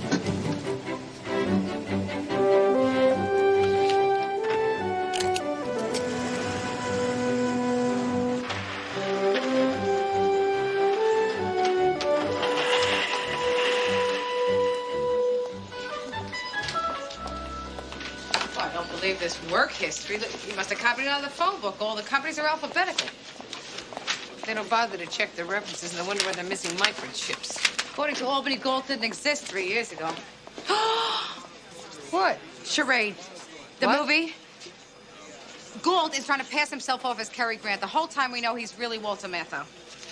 It doesn't matter, Mary Beth. We're the ones about to be shoved off Mount Rushmore. No, that was North by Northwest. Hiya, Patty. Just get off shift? Yeah, permanent. I just got my pink slip thanks to you. Us? Yeah, you and your lousy drug test. Hey, we had nothing to do with that. Liar, you two, you come in here lying about everything. We were doing a job. At least you still got one. I worked here 6 years. And just because I smoked a joint, one lousy joint at a party a couple of weeks ago, I get canned. Sorry. Tell me how I'm gonna get another job. Huh? Tell me that. Hey, look, Patty. If you wanted to bust Stretch, why didn't you just come in here and do it? He was pushing, he was stealing from the company, okay. But I'm a good worker. Guess that don't count for anything, does it? Stretch, I knew Gold had an alias. I wonder what else she knows. Hold up, Patty. When I was 9, my mother got laid off her job. It's not our fault, Mary Beth. That's it. Thanks, Josie. I got home from school, and there she was. And I was so happy to see her. Home before dinner, I mean. I didn't understand what was going on until she put me to bed, and she grabbed me and hugged me so hard I couldn't breathe. And she started crying. And the next month, we moved in with her cousin, Roy. The Basil, we need a nickname run. Feed in Stretch. Come up with some magic for me, will you? Check Albany as well as local, please. All right, the system's overloaded. It might take till tomorrow. Don't knock yourself out. It's only my career. Look, if the neighbors ain't complaining, then it ain't a good party. You got it. Hey, Cagney, thanks for the entertainment.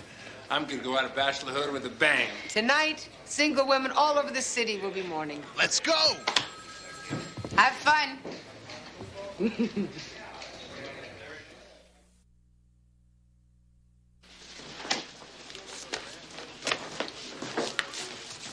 Anyway, he called me a drunk. Aren't you? No, I'm an alcoholic. Does the word really matter? Hell yes. Not so sure. Everybody knew me when I was falling down drunk. Does that mean I have to hide now that I'm sober? I don't want everybody knowing. It's personal. It's private. Not anymore. Look, Chris, it hurts. So use it. Your anonymity doesn't mean anything anymore, so let go of the secret. I can't. I'm not ready. Sure you are. Not tonight, maybe tomorrow. It's up to you. I hate this. I just hate it.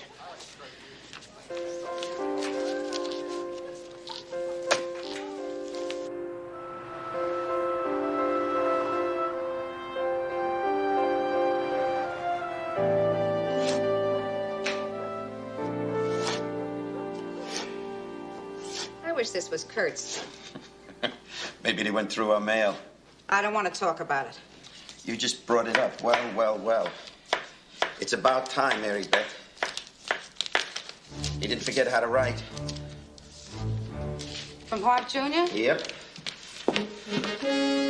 Oh, look at him, Harp. Look at him. He's all skin and bones. He says he's fine. I think it's just a loose uniform. What is that? Is that a bruise on his cheek? No, that's just a razor burn. He's been trying to shave every day. Okay, Harp, read me the letter. Dear Mom and Dad, I'm fine. I don't have hair, but I have my own M16. I miss your food, Mom. That's it? Love, Harvey.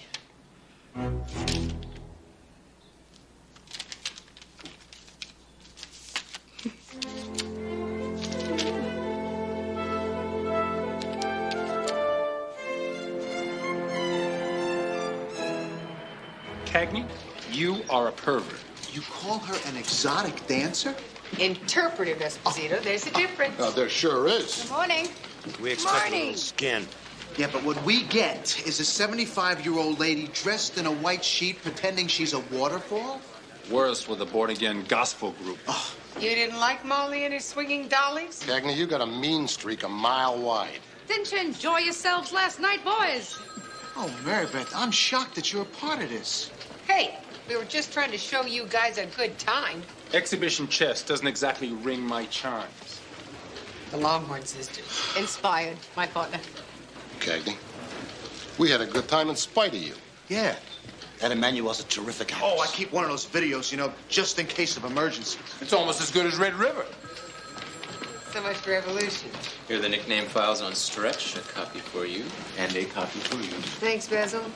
I'm happy to see you made it home from the party in one piece. Well, I didn't stay long. The lieutenant gave me some cross-check efficiency programs to run at home. Next, you'll be taking up squash. Okay, the best defense is a good offense. Stretch. Well, this one's still doing time in Attica. This guy is 4'11". It's pay dirt, Mary Beth. Alias, Richard Brugalti. Alias, about 6 other names. Physical description tracks, too.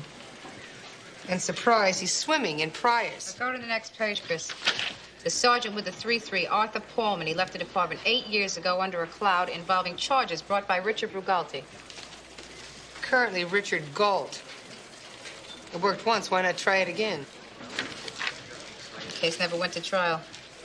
And Sergeant Paulman called it quits. What do you say we pay this sergeant a visit? I'm grounded, remember? Right.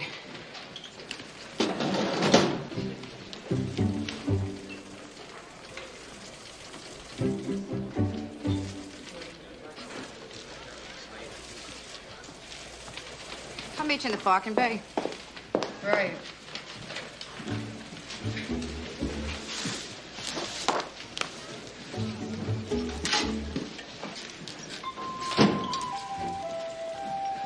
Thornton's looking for me. I'm in the ladies' room. Practicing. Yeah, Stretch pinned me as a dirty cop. Next thing I know, the department tells me to pee in a bottle. I said, you pee, I quit. Morning, Miss Green. We'd like you to testify to that, Mr. Paulman. What, in court? Yes, sir, if it comes to that. Forget it. When I walked away for good. We're giving you a chance to nail the guy who did this to you. Thanks to that slime, I saw how the force treats their own. Mr. Paulman, he's trying to trash another cop. You want to fight to keep the lousy job, go ahead. But you do it without me. Taxi, Mr. Fisher? If I were you, I'd look for another line of work.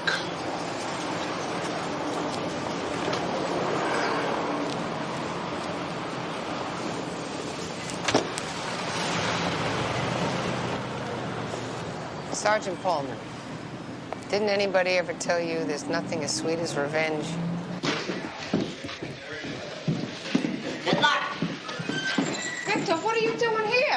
forgot the ring in my desk. Oh. Don't forget, 7 o'clock sharp. Okay? We wouldn't miss it for the world. Don't worry, Spec. You look like $1 million. Huh? Ginger's very lucky. You can't say something nice. Don't say anything at all. Forget it. I take it back. Cagney, the lieutenant's looking for him. And he checked the ladies. Lieutenant Sergeant Paulman said he would testify against Colt. Immaterial? Baxter, this is a genuine break in the case. You didn't need Pullman. Your final tests came back negative. What a surprise. Now I'm left with a situation where 2 of my detectives violated a direct order. Oh, come I have to consider the consequences. You realize that, don't you? Now, I can tell you what the book says I should do. What do you think I should do? All he wanted was an apology. He should apologize to us. He didn't have to go through all that crap to prove himself innocent. He didn't have to sit across from that pig in IAD with his life split open and spat on. Yeah, it still feels like there's somebody watching us. What do we have left to hide? Did you get your gun and shield back? Sure. In fact, they had to crawl on my hands and knees to beg for it. Hey, Chris, don't we have a wedding to go to? Music? Little dancing? Victor's Becky. Wedding cake? You could have my piece, too.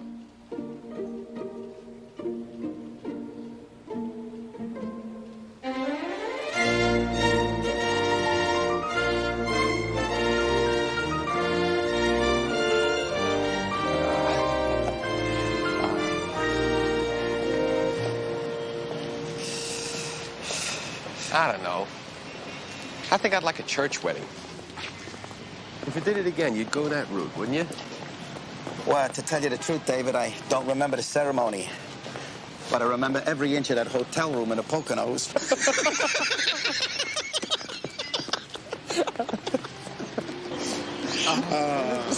That was some wedding cake, huh? Oh, it was so romantic.